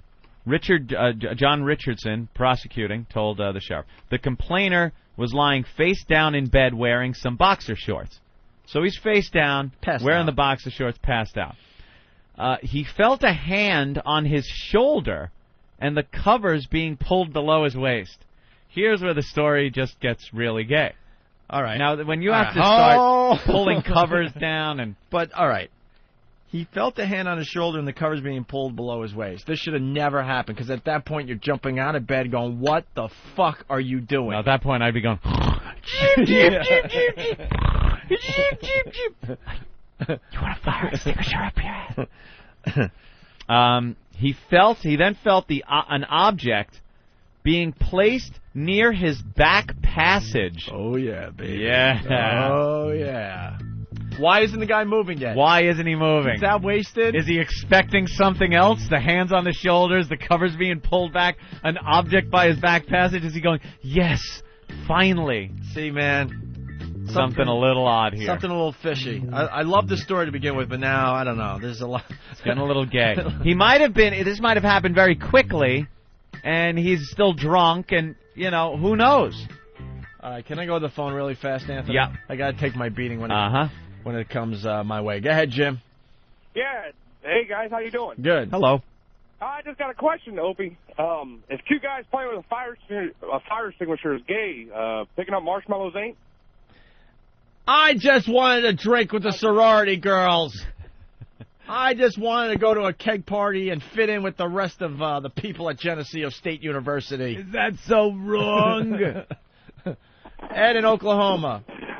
Hey, guys. I was just wondering, when's the part where the Java lock comes into play? All right. Oh, wow, he's reaching back. All right. Gonna have to tell that story for the new listeners one of these days. Oh, yeah. You just hold your breath waiting for me to retell that one. Quick, tell it. I can't hold my breath long. All right, go ahead, Anthony. So where were we? He then felt we were laying in bed, and he then felt an object being placed near his back passage. His back passage. Almost simultaneously, he became aware of a loud hissing noise, which was the fire extinguisher being discharged.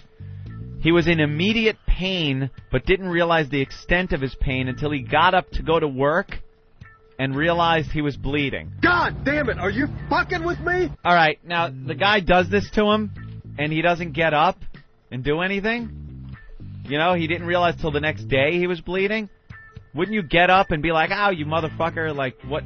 He just kind of went back to sleep? Mm-hmm. Either this guy is really, really drunk, or there's some gay thing going on. But I think since they're out drinking, he's probably passed out. The victim was in agony. He tried to stop the bleeding with toilet paper, but he had to go to the hospital. So he's shoving toilet paper up there. Ow.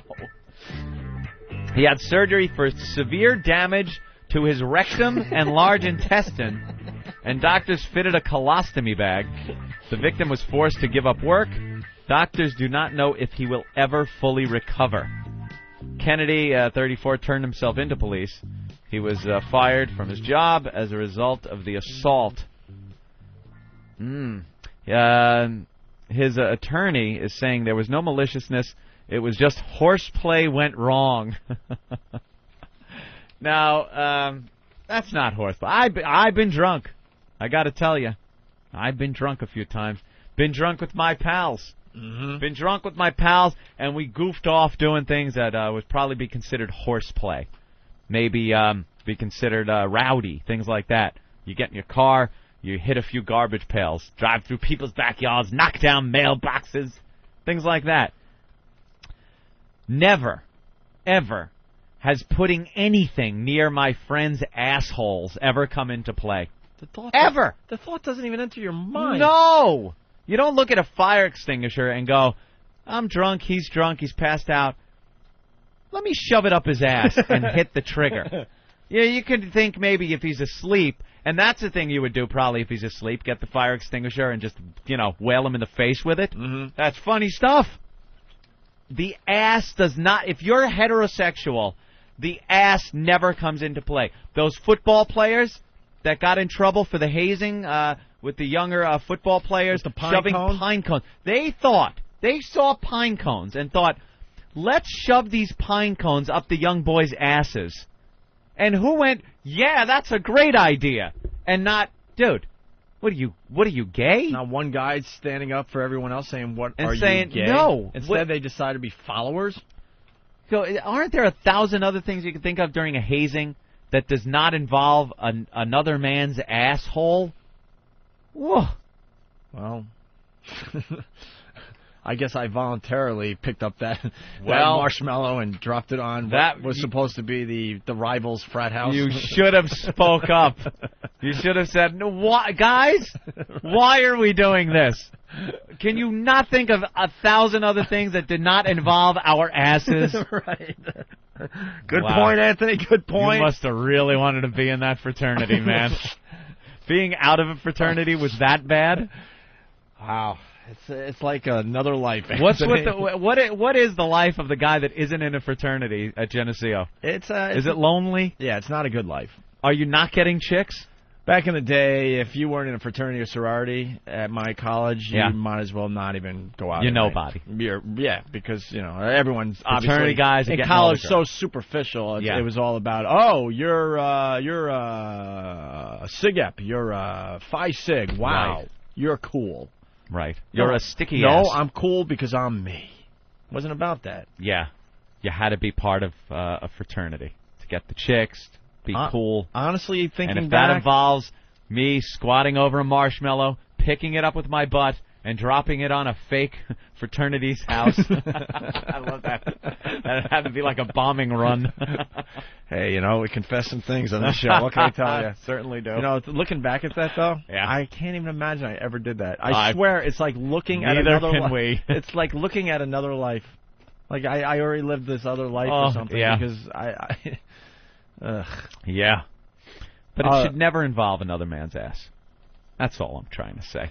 All right, well, we got a ton of calls coming in. Let's go to Brian. Brian, what's up? Hey, how you guys doing? Pretty good. Hey, man. All right. Hey, you know what happened with them two guys is that guy was so drunk and passed out that the other one thought, hey, well, might as well. He took advantage of him, tore him up so bad he used the fire extinguisher to douche him out. Douche him out. Can you imagine? Thank you. Let's go to Kansas. John, what's up? Yeah, hey, did that article say whether or not the said victim was pushing back? Yeah, because it's not gay unless you push back. It's not gay unless you push back. We have learned that on this program, so thank you for that, John. Let's go to Pennsylvania and Sean. Sean, what's up? Hey, they had to have been gay. I mean, don't they have their own rooms? What's this guy doing in the other guy's room? Yeah, bed and breakfast. Well, it's a bed and breakfast. I think you only get like one room, maybe 2 beds. Bed and breakfasts are owned by either gay guys or swingers. Is that it? I've gotten dragged by my wife at the bed and I breakfast. went to a bed and breakfast with an ex in Hyannis. Hyannis Port. Hyannis, it might as well have been called. Yeah. This guy that ran the place was such a strange creep. Was he flaming? Yeah, and he was just, I think he was just hoping for action. Yeah. Nice. And then you gotta eat breakfast with other couples. That's why like Jersey and stuff, and you're like, I don't care about your life. I'm with my chick. I just want to bang all weekend. Will you leave me alone? Never will you catch me in a bed and breakfast. You're not gonna catch me for the free wine at 4:00 in the afternoon. You gotta walk so you have downstairs a little social in the stupid living room and socialize with the other people staying there. Eat with them. Eat at the table, and it's some woman cooking in her kitchen, right? Is that what it was? They cook for you. They leave little snacks out, and then there's a wine hour. Oh, that just sounds like something I do not want to be part of. Do you share a bathroom? Is there like a bathroom out in the hallway? I'm sure some of the places, but no, not the one I was in. This had your own bathroom? I believe so. It's a long time ago now. Was there a TV in the room? Yeah. Yeah? Cable? Yeah. Yeah. Okay. Well, I stayed at some place. It was some upstate New York where it was just this nightmare, haunted-looking old mansion thing, and I couldn't sleep. I was scared shitless again. I was such a pussy. I was looking at they had like some border up on the wall. You know how they paint the wall and then put a border up by the ceiling, and it looked like in the dark things were moving on it. And it's your imagination and lighting, but no TV in the room. Mm-hmm. Like I need a TV, especially if I'm away, like somewhere in a hotel or something that's creepy. I need a TV on. Kind of brings you into the now. takes you out of the fact that you're in an ancient, like, a haunted-looking mansion thing when you're watching Fox News, you know? How can anything around be scary when Fox News is on? That's the scariest thing ever. I want someone to explain out there why you bring up a good point. When I'm in, like, old hotels or old houses in general, I get that feeling. Not in all old hotels or old houses. Yeah. So my logic is like, wow, this place is haunted. I'm feeling some kind of energy. Yeah. Only feel it in old places.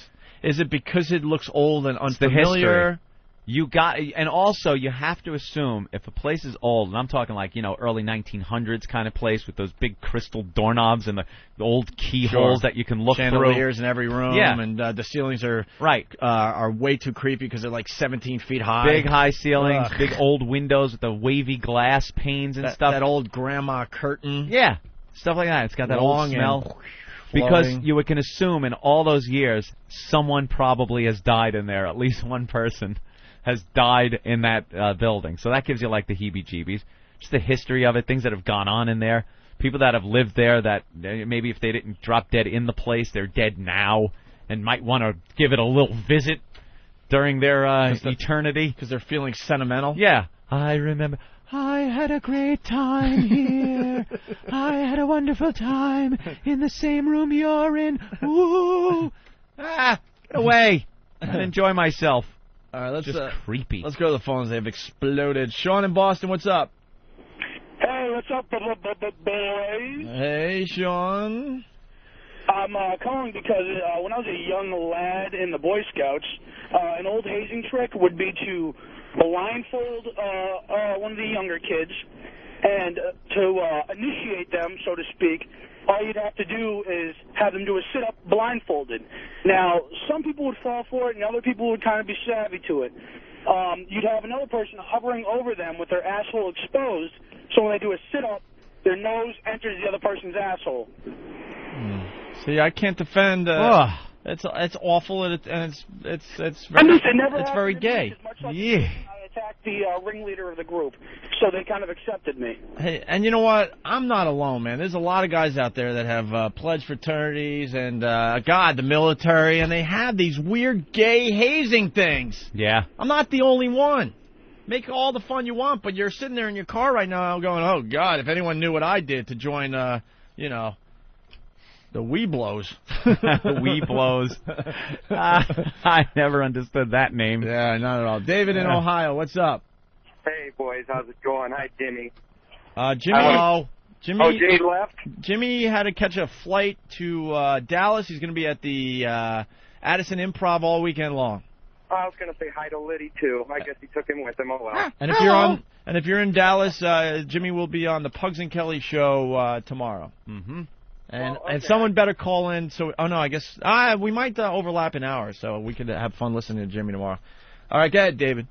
Yeah, I got a story to tell. When I was about 14, I was over swimming at a friend's house. His name was Danny, but anyway, he dared me. He said, "Hey, I bet you can't swim from one end of the pool to the other underwater, holding your breath the whole time." And I said, "I sure can." So I held my breath at one end and swam all the way underwater to the other, and when I came up gasping for air at the other end, his open, bare a-hole was waiting for me, and my face just went right into it, and he just lopped. Because he can watch you coming towards him underwater, all right, knowing where you're going to pop up. Here's the game we're going to play. You guys tell us these weird gay hazing stories, and Anthony and I will either tell you it's gay or just funny. Gay I gotta or hysterically say that funny. I gotta say that's just funny, because the first thing you want to do when you get out of swimming the length of the pool underwater is take a deep breath, and you're gasping for air, and it is brilliant. You're gasping from the horror of what is in your face. I'm going to go with plain funny on that story. You're going funny? Yes. Is there any other category funny with homo overtones? Wow, that is funny. David, that's really funny. I'm going to go with just plain funny, Anthony. That's funny. Sean in Alabama, what's up? What's going on, fellas? Hey. I actually got two stories. One fucked up one, and one might be gay, might be a little bit funny. All right. Pledging fraternity down at the University of Alabama. We'd have to do a thing called bows and toes, and what it was if we got in trouble, we'd have to get down to the basement, lie down on our stomachs, and we have to lift ourselves up with our toes and our elbows. That was it. Well, it gets fucked up when we'd have to lift up our elbows, and they put bottle caps under them. So we're sitting down there, we're picking ourselves up, sitting on bottle caps. And we'd have to be there, 4 or 5 minutes. And they have a thing called DirecTV where we'd have to lift one elbow up and all our weights on our elbow on a bottle cap. That's it. That's not gay or funny, sir. The other one is there's another fraternity down in Alabama. It's the Deeks. And right around Hell Week, they would have a goat tied to the front of the house. And there's a story going around. They tell their pledges, you have to fuck a goat to get in the fraternity. If they say, okay, well, fuck the goat, they get blackballed and thrown out. But for the 1 week, they'd have a black goat sitting in the front yard. Oh, my God. All right, Sean, thank you. Thanks, bro. All right, let's go to Spike in Chicago. Spike, what's up? Yeah, man, the story about these guys on bed and breakfast kind of makes you wonder how many hands the guy has. Yeah, right? He's got one hand on the guy's shoulder. He's pulling down the covers, and then you got to get the other one, and then he's putting the fire extinguisher up his ass, and then he's actually pulling the fire extinguisher. Yeah, everyone knows you work a fire extinguisher with 2 hands. 2 hands. Right. Good point, Spike. Thank you. All right. Much up. All right, let's go to Gary in Indianapolis. Gary. Hey, guys. Good morning. Good morning. Back in the college days in the early 90s, we went and bought about 6 dozen donuts, just the regular glazed donuts. And we made all of our pledges come in one night, and we took a dozen of those donuts and made them stick them on their dicks. Then we took Polaroids of them. We made a sorority take the rest of the fresh donuts over to another fraternity, and they gobbled them up. Then the next day, we'd throw all the Polaroids over into their house. Why would anyone eat donuts that were brought from another... But they didn't know. See, that's the gag. Yeah? The pledges, the pledges got the donuts on. See, I know this fraternity stuff. Yeah. I didn't do this one, by the way. Oh, no. You did? I did not. You did. Jesus Christ. I've done enough stupid shit. I don't need you guys piling more crap on. So the donuts are on the pledges' penises, right? Mm-hmm. Yes. And you take all the pictures, and then you have a sorority, take the donuts, you put them right back in the box, and then the cute sorority girls with their little half shirts and stuff, bring them over to another fraternity house. I got you. And, of course, they're having a little social, and the guys are going to eat the donuts. Like, oh, look, the girls are giving us donuts, and they eat them up, and then the fraternity throws the Polaroids all over their lawn and in their house and stuff, going, look what you guys just ate. That is grim. All right, very good. Thank you, Gary. Thanks. Let's go to John. That's why I don't eat any donuts that listeners bring us. I'm very afraid that the next day some pictures might show up in an email. I don't eat anything the listeners bring. Don't bring me anything, okay, people? Kenny won't let us eat anything anyway. No. Thank God he's here. Won't let us drink anything. People bring me an open beer. Kenny goes, nope, takes it away from me. Never, ever, ever lets me drink or eat anything. Nothing but the best for you fellas. Thank you, Kenny. Jesus, your voice sounds very weak So today. good to see you today. Well, I'm just very relaxed here watching you guys work. Yeah? Are you amazed by our talent? I tell you, it is so overwhelming. I'm just taken aback. Do you have laryngitis or something? No, I'm just like, I'm mellow. This is like a laid-back Kenny. I'm used to, hello. It's Kenny. Hi, handsome. It's Kenny Cool. Yeah. Kenny Cool? Remember that? Yeah. It's Dice Cool. It's Dice Light.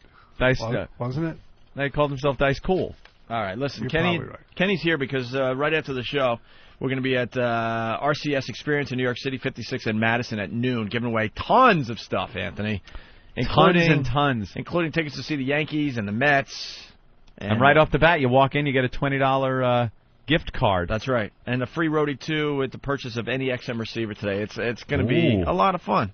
A lot of fun. We got a lot of XM stuff to give away, and that's why Kenny is doing the hang right now. Besides that $20 gift card, just the chance that people have an opportunity to come see greatness would make everybody's Thursday. Thank you, All right, Kenny. We're going to move back to doing wonderful. Our radio show. Jesus.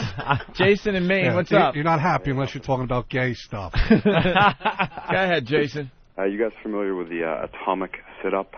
No. Atomic sit-up. Yeah, it's an old private school gag on the hockey team. They guarantee the freshmen that they can't do a sit-up with a towel over their head, their feet on the bench, and touch their elbows to their... Oh, this is isn't this a Marine thing, too? It may be. It got pulled on me in private school. Worst embarrassing moment as a freshman, 13 years old, could ever go through. All right, listen to this one, Anthony. Go ahead. And as you're going to do the sit-up, one of the senior guys stands over the top of you, and they place the towel in your face. And as you're doing the sit-up, they whip the towel off, and the next thing you know, your face is buried in the guy's ass cheeks in front of you. See, there's no reason for that. Yeah, but as a freshman, you're just trying to be cool for those important seniors. All right. No reason. Hey, Anthony, you want to learn what the elephant walk is all about? Brian, what's up? Hey, guys. Hey. Oh, I had a buddy who went to University of Indiana, and for their frat, they did the elephant walk. Basically, you got one thumb in your mouth and one in the pledge's ass in front of you.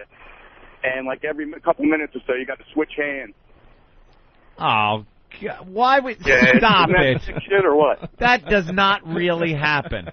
Swear to God, dude. That does not really happen. Swear to God. Where do you find guys that would do this? This I is don't know. not happening. No one would shove their thumb up another guy's ass and then allow another man to shove his thumb up your ass as you go around and then pull it out and put it in your mouth. I want to go on record to say, Anthony, I never had to do the elephant walk. Thank God. As well. I don't think you ever recover from that. You can't recover from that. You have that mind control. Yeah. What? You get a little crazy. Your eyes have There that. is not a thumb in your ass. That's You right. are not putting that thumb that was in a man's ass in your mouth. All right, boys, punching out. All right, the elephant Mind walk. control. Yeah, you get That's all, like a rape. You don't just go home from that. You become like Patty Hearst. All of a sudden, it's just like, what? Then Where am everything, I? you're I'm fine with it? I'm robbing a bank. What? What happened? What happened now? No. Martini Steve in studio. What's up, Steve? How are you? Good. Is that the new jingle you have in your hand? Well, we could, yeah, we're screening calls because the phones have exploded with more gay hazing stories. Oh, okay. All and right. we kind of want the stories where we decide if it's gay or just plain funny, like that pool story. Yeah. But you got a jingle? Yes, Nathaniel and I sat in and made a jingle in response to some of the other jingles that were coming in. Oh, you mean you guys made this? We made this. All right. This is a jingle. Very excited. Anthony, Steve, and the gang, they're like rappers. Uh-huh. This is how they respond to the listeners with Yeah, their own... with their music, man. Their own Process.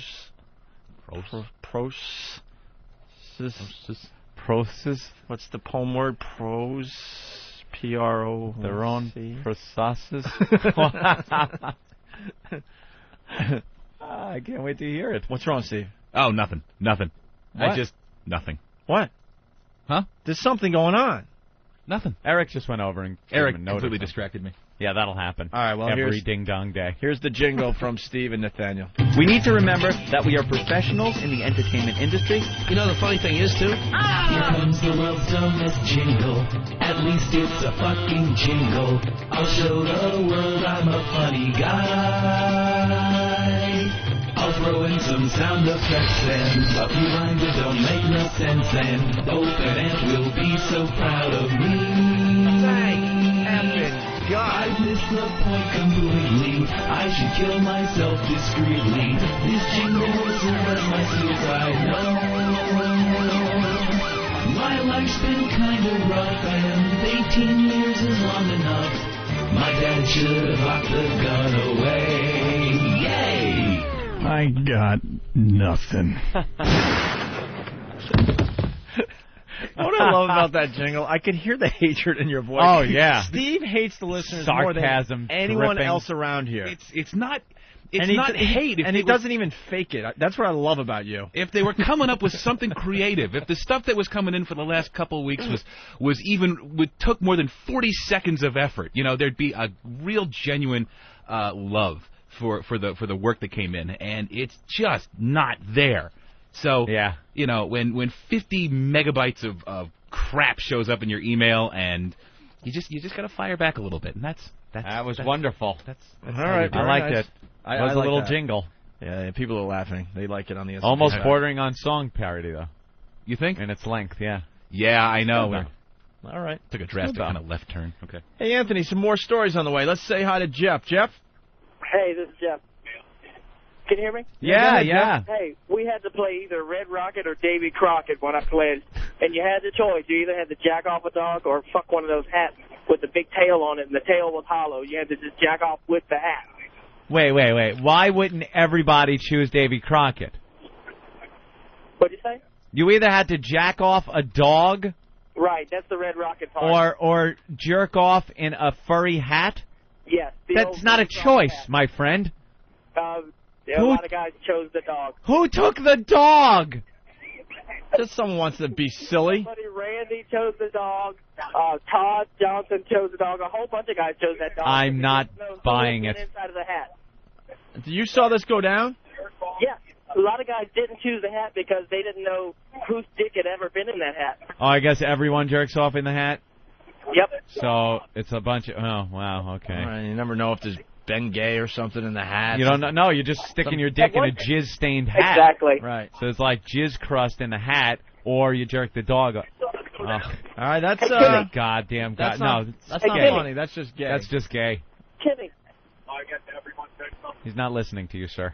All right, let's say hi to Steve in Mississippi. Steve, what's up? Hey, man, what's going on, guys? How are you? I'm doing great, man. I just wanted to call to let you guys know that I heard about you guys for the first time on Leno Monday. And when Leno announced that you guys was on XM Satellite Radio. Oh, yeah. I went out Tuesday morning, and I've been listening to you guys. Well, this is my third day. Wow. See, that's how it happens. That's very cool. What do you think so far? Man, dude, I've been waiting my whole life for something like this. I mean, it's great. What's your observation? It's only been 3 days. It's always fun to get the observation of of a newbie. What do you think of this show in general? Like what are the things you've noticed? Let's say. The one thing that I noticed is you guys are edgy, but you're funny. But even though you guys are edgy and funny, there's still truth to what you guys say. Oh, wow. I like... And, Steve, a very important question. Have you ever seen the movie The Shining? Yeah. Okay, great. You're You're a perfect listener then. Yeah, exactly. That's a prerequisite to the show. You're gonna hear the lines from The Shining over and over and over and over again. But it makes them laugh. You're being quite willful, Opie. It makes them laugh every fucking day. The same fucking lines over and over. But it just makes them laugh and laugh and laugh. Isn't that odd? I do find that strange. I was going to ask you. I've been listening. I've been on hold a while, and I was just listening. Does high school stories count? Oh, yeah. Yes, they do, sir. Well, what we did in the high school was the top 10 guys on the football team, or that was wanted to be like the co-captain or the captain of the team. In our high school, I don't know if you guys know what I'm talking about, but in our showers, it was like a round metal shower in the very center, and there was like 10 knobs. Do you know what I'm talking about? Yeah, I'm kind of getting it. It's like a mass shower thing. It's like a big room, and in the middle of the room is just a round cylinder, and it's got shower heads. Yep. And they would handcuff the guy to it, each guy individually, and all the other guys would like get a towel wrapped up, wet it, and just flip them until they bled. And then the top 5 guys that didn't quit, then the top 5 guys, they would take a cucumber, put a condom over it, and whoever could put it up their ass the farthest was the captain. Get the fuck out of here. Was the captain? I mean, that's not really gay because... That's not really gay. How many years were you the captain? Yeah. I don't know. I didn't make it past the towel beating. Wow. That is so gay. I'm not the captain. Well, it's really not gay because, I mean, they're not actually touching each other, you know? Yeah. Sure. That's how they pick the wide receiver also. It's funny. There's a lot of us that have done these weird, gayish things, but we'll defend that it's not gay till our death. Cucumber up the ass? Nah. I heard Opie earlier, like I said. Look, I will defend that. I am not gay, but it doesn't look good when you're picking up fucking marshmallows with your ass cheeks. Well, that's what I was going to tell you. I've been only listening for like 3 days, and I heard you say something a while ago about a marshmallow. I don't know what that means. Well, that's the beauty of the show too. You listen long enough, you catch up with all the inside jokes too. A marshmallow in your ass. Because we tell the same fucking stories over and over and over. And sir, even though you're a new listener, I will attest that these guys are real men. They are macho. All right, thank you, Kenny. Hey man, it don't matter if they're men or not. All they're right. funny as hell. That's all that matters. All right, thank you, Steve. All right, man. You know what? Instead of taking a basic XM break, Anthony, I think it would be not a bad idea to play Norton's set from Jay Leno's Tonight Show. Yes. Norton left early. He's going to be at the Improv in Dallas all weekend long at the Addison Improv.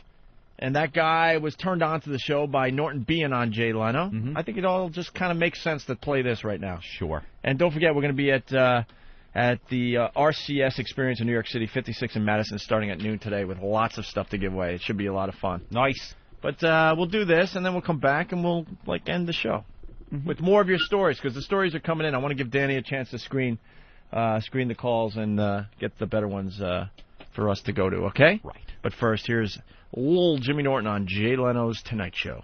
Alrighty, my next guest, very talented comedian from New York City. He's on the Opie and Anthony show on XM Satellite Radio every single morning. June 25th, he'll be at the State Theater in Falls Church, Virginia. Please welcome Jim Norton.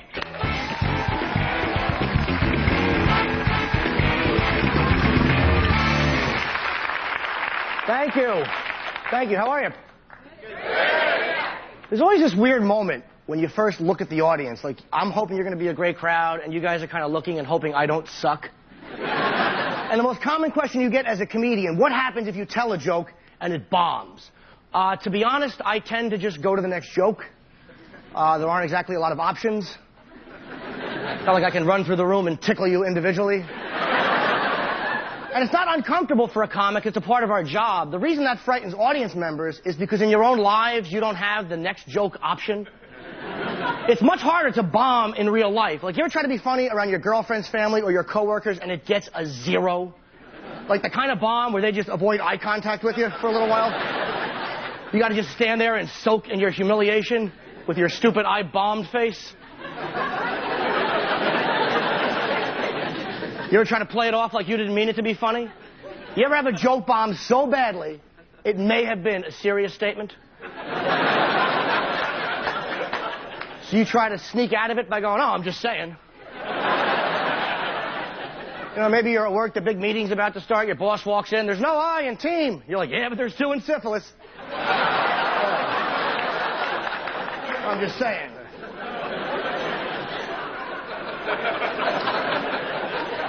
I'm actually enjoying my time back in Los Angeles. I live in New York. I got ripped off this week, man. I went for a massage.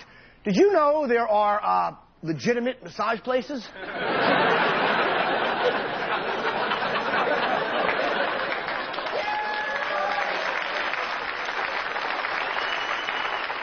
I, honest to God, had no idea. I thought she was kidding. She finishes with my feet. She's like, all done. I'm like...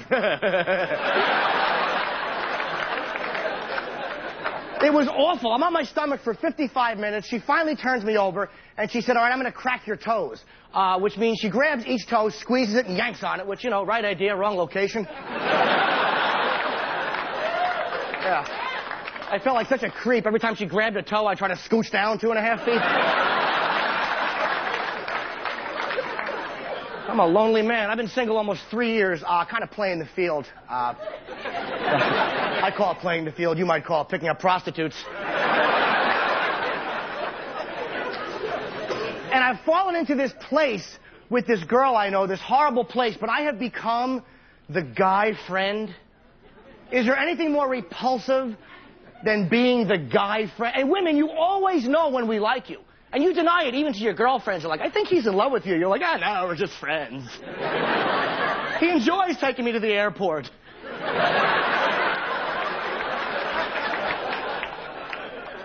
And there is nothing worse as a man than when you're hitting on a woman and she has that awful, blocking male friend. Because you can just feel his energy. You're trying to talk to her. He's like, dude, don't hurt her. She's like my sister. Is she really, you fun-draining cancer? Why does the guy always make a sister figure out of some braless model who looks like Jessica Simpson? You never hear a man claiming that about a fat chick with facial hair. Even if she is your sister, you keep it under your hat. Ugh, who's that? I don't know. We met at a barbecue once. I think we have the same parents. So I don't know what to do about this girl I like. I really am very uncomfortable around women. I know you look at me and you think, God, it must be so easy for you.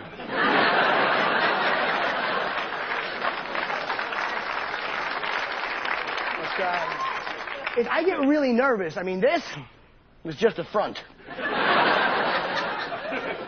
And for me, making the first move means you roll down the passenger window, you know, beep, beep.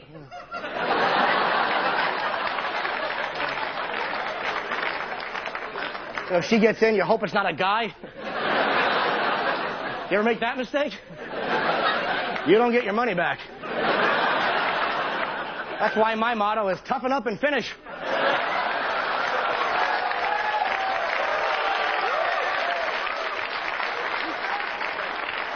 Hey, look, I'm not gay. This is a matter of economics. I wish I was gay. Gay men are lucky. You can go out and rob banks. If you get caught and go to jail, Thanks a lot, everybody. You guys are great. Thank you.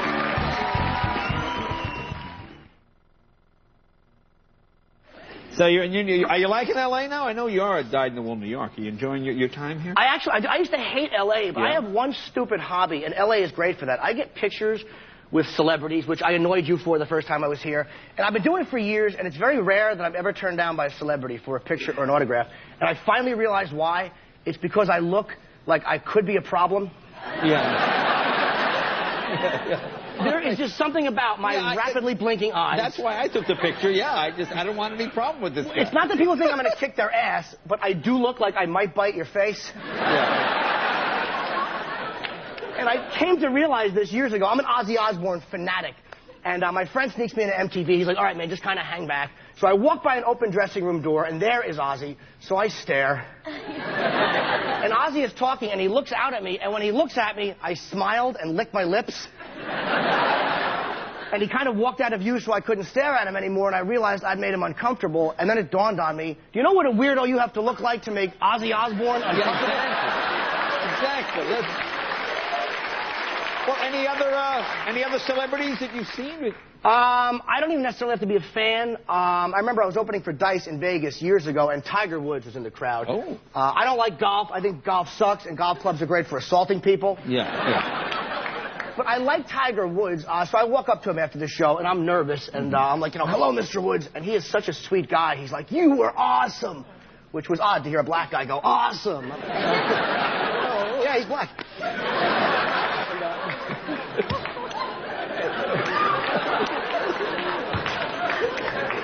And I wanted to have, like, a nice moment with him. I just got really intimidated. He's like, you were awesome. I'm like, thanks, man. You golfed good.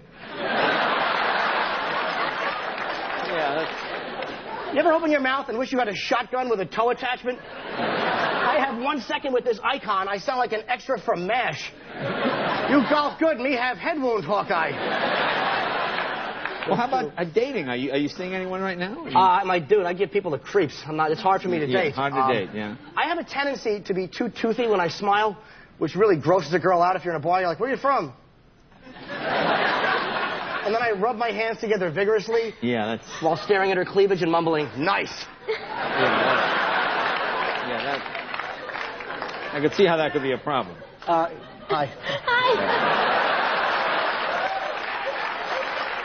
Hey, did you, You just separate that problem every once in a while?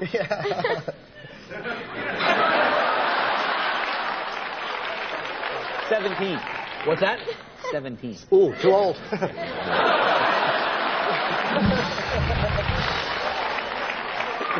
Now, did you watch the Tyson fight, Sam? The Tyson fight, I actually did not watch. I had probably my most embarrassing experience trying to get a Tyson autograph years ago in New York. About 5 years ago. Mike Tyson's outside the Comedy Cellar with a big entourage, and I go up to get an autograph, and his bodyguard goes, whoa, man, where are you going? And I said, oh, man, I just wanted to get an autograph. He goes, sorry, man, Mike's not meeting anyone tonight. And I actually said, but he's the champ.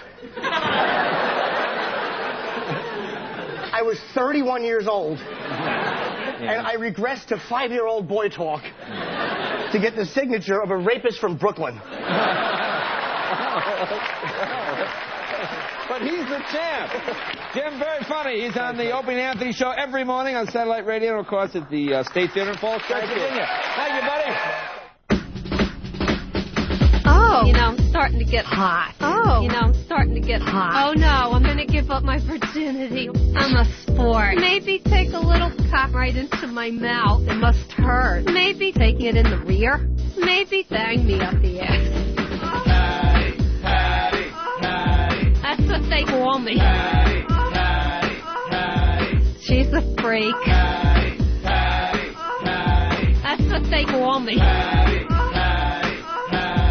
She's a freak. What do you want me to do? I'm going to be facing the wall. What do you want me to do? I've always wanted a juicy cock. Put it between the boobs.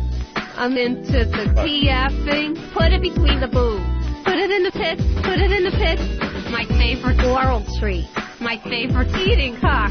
I'm hungry for a big, fat, juicy cock. After I whack whack your bag, whack your bag, whack your bag, whack your bag. Shoot your big wad of cum right into my mouth. That's what they call me. She's a freak.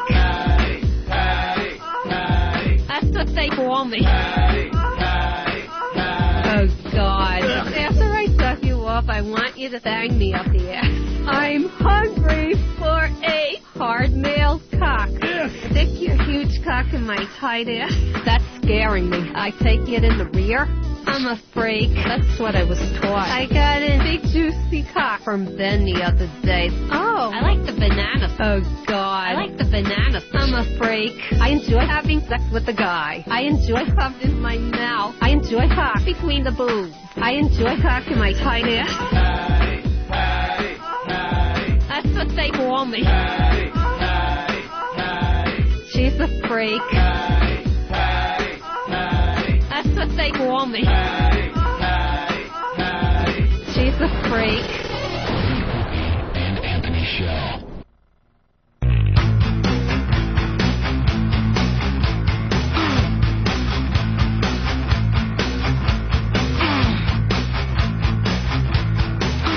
Oh, we're running out of program. I hate when this happens, especially when we're on a roll. And we have somewhere to go. I know. We got that appearance in a little while, about an hour from now. We didn't get to talk about the wife that got shot. Yeah. Well, we'll get into that tomorrow because, this is something that Anthony can kind of relate to. I kind of understand. Also, the Hamptons Warpath thing is a pretty funny story. My condo. My house. And then another great Michael Jackson cartoon in the New York Post.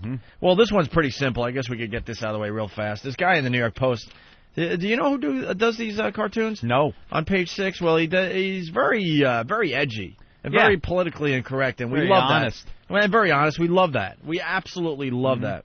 You know, they go right for the jugular with their jokes. And basically, everyone knows Michael Jackson got acquitted, and he told his lawyer that the kids will not be sleeping over anymore. Nope.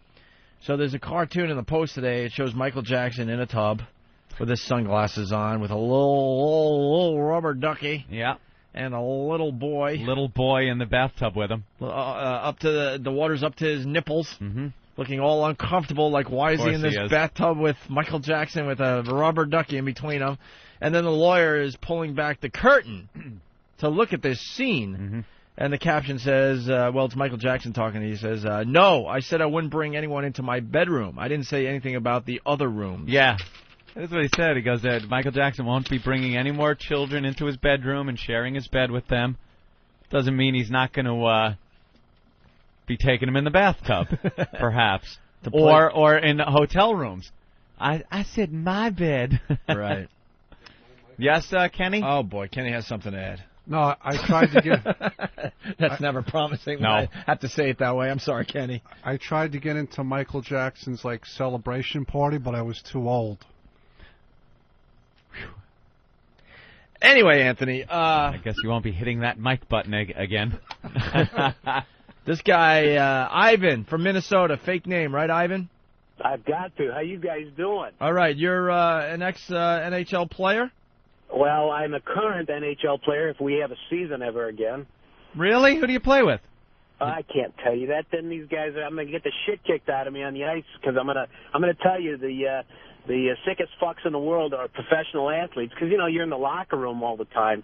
But they... Man, you talk about hazing. There's no getting out of it because these fucking guys just attack the shit out of you. Yeah. But I was playing NC2A hockey, and as a freshman, Division I hockey, they literally tackle the shit out of you. There's a little noose, like a little hangman's noose that's in the locker room that's always there, and that's for freshmen. And what they do is they tackle the shit out of you. They then hold you down. They take your cock into this noose and they hold it up. They then shave your balls, shave your chest hair, shave everything, including your head. They then take a hockey stick and attach your feet and legs to it, kind of like you're a pig on a spit. This is after practice, and then they toss you out onto the ice. Well, keep in mind, the cheerleaders practice. after our practice. Uh-huh. So there's a good thing and a bad thing. All right, hold on. Cheerleaders in hockey. Yeah. You had me until then. I was just going to say that. You had me until the cheerleaders in hockey. Cheerleaders in hockey, huh? 2A, they got cheerleaders in hockey. I'm not kidding you. All right, continue. All right, they toss you out on the ice, and you better I've never seen a hockey cheer. I know. They're not. Brr, brr, we're cold. You don't sit out on the ice for 3 fucking hours freezing your balls off. Otherwise, the cheerleaders got to unstrap you and everything else. But I got to tell you, and then you get into the NHL, I can't even talk about that shit. What team do you play for? Come on. And why can't you talk about what happens in the NHL? No one knows who you are. Yeah. So one or the other. Because I'm on my way to a players meeting right now. And I guarantee you, these fucking guys I'll tell you what, everybody listens to you guys. Well, you guys, in fact, I got in on this deal the first day of October of last year, and I paid for it, and I paid for it. I would continue paying for it. All right. And we're blowing up in the NHL, Anthony. A lot of NHL play. I hope there's a season. What do you think? I love my Rangers. That's all I'll tell you. Uh-huh. You're a Ranger? Yeah. He's a Ranger. I'll tell you what. If you put Stevie on the line afterwards, I'll stop up the next time I'm in town. All right. So, all right. That'll prove that you're the real deal. Hold on. All right, bro. There you go. Ivan, fake name, talking about hockey hazing. There's so many great stories to go to, Anthony, but I think we've pretty much run out of time, unfortunately. Jim Norton's going to be at the Addison Improv in Dallas all weekend long. I think starting tonight, 16, 17, 18, Thursday, Friday, Saturday probably, or Friday, Saturday. No, tonight. Starting tonight. 16th? Starting tonight. Today's the 16th? Yeah. Yes, sir. All right, and Anthony and I are going to be at the RCS Experience in New York City at noon today, 56 in Madison. Just get your ass over there if you're close by. There's tons and tons of stuff. Truckloads of stuff. For us to give away and throw at you people. Mm-hmm. And a lot of you guys are on hold with some great stories. Just because the show ends doesn't mean this bit ends. So either call tomorrow or when you think about... what do you think? I couldn't even finish my statement. That's it. I'm out of here.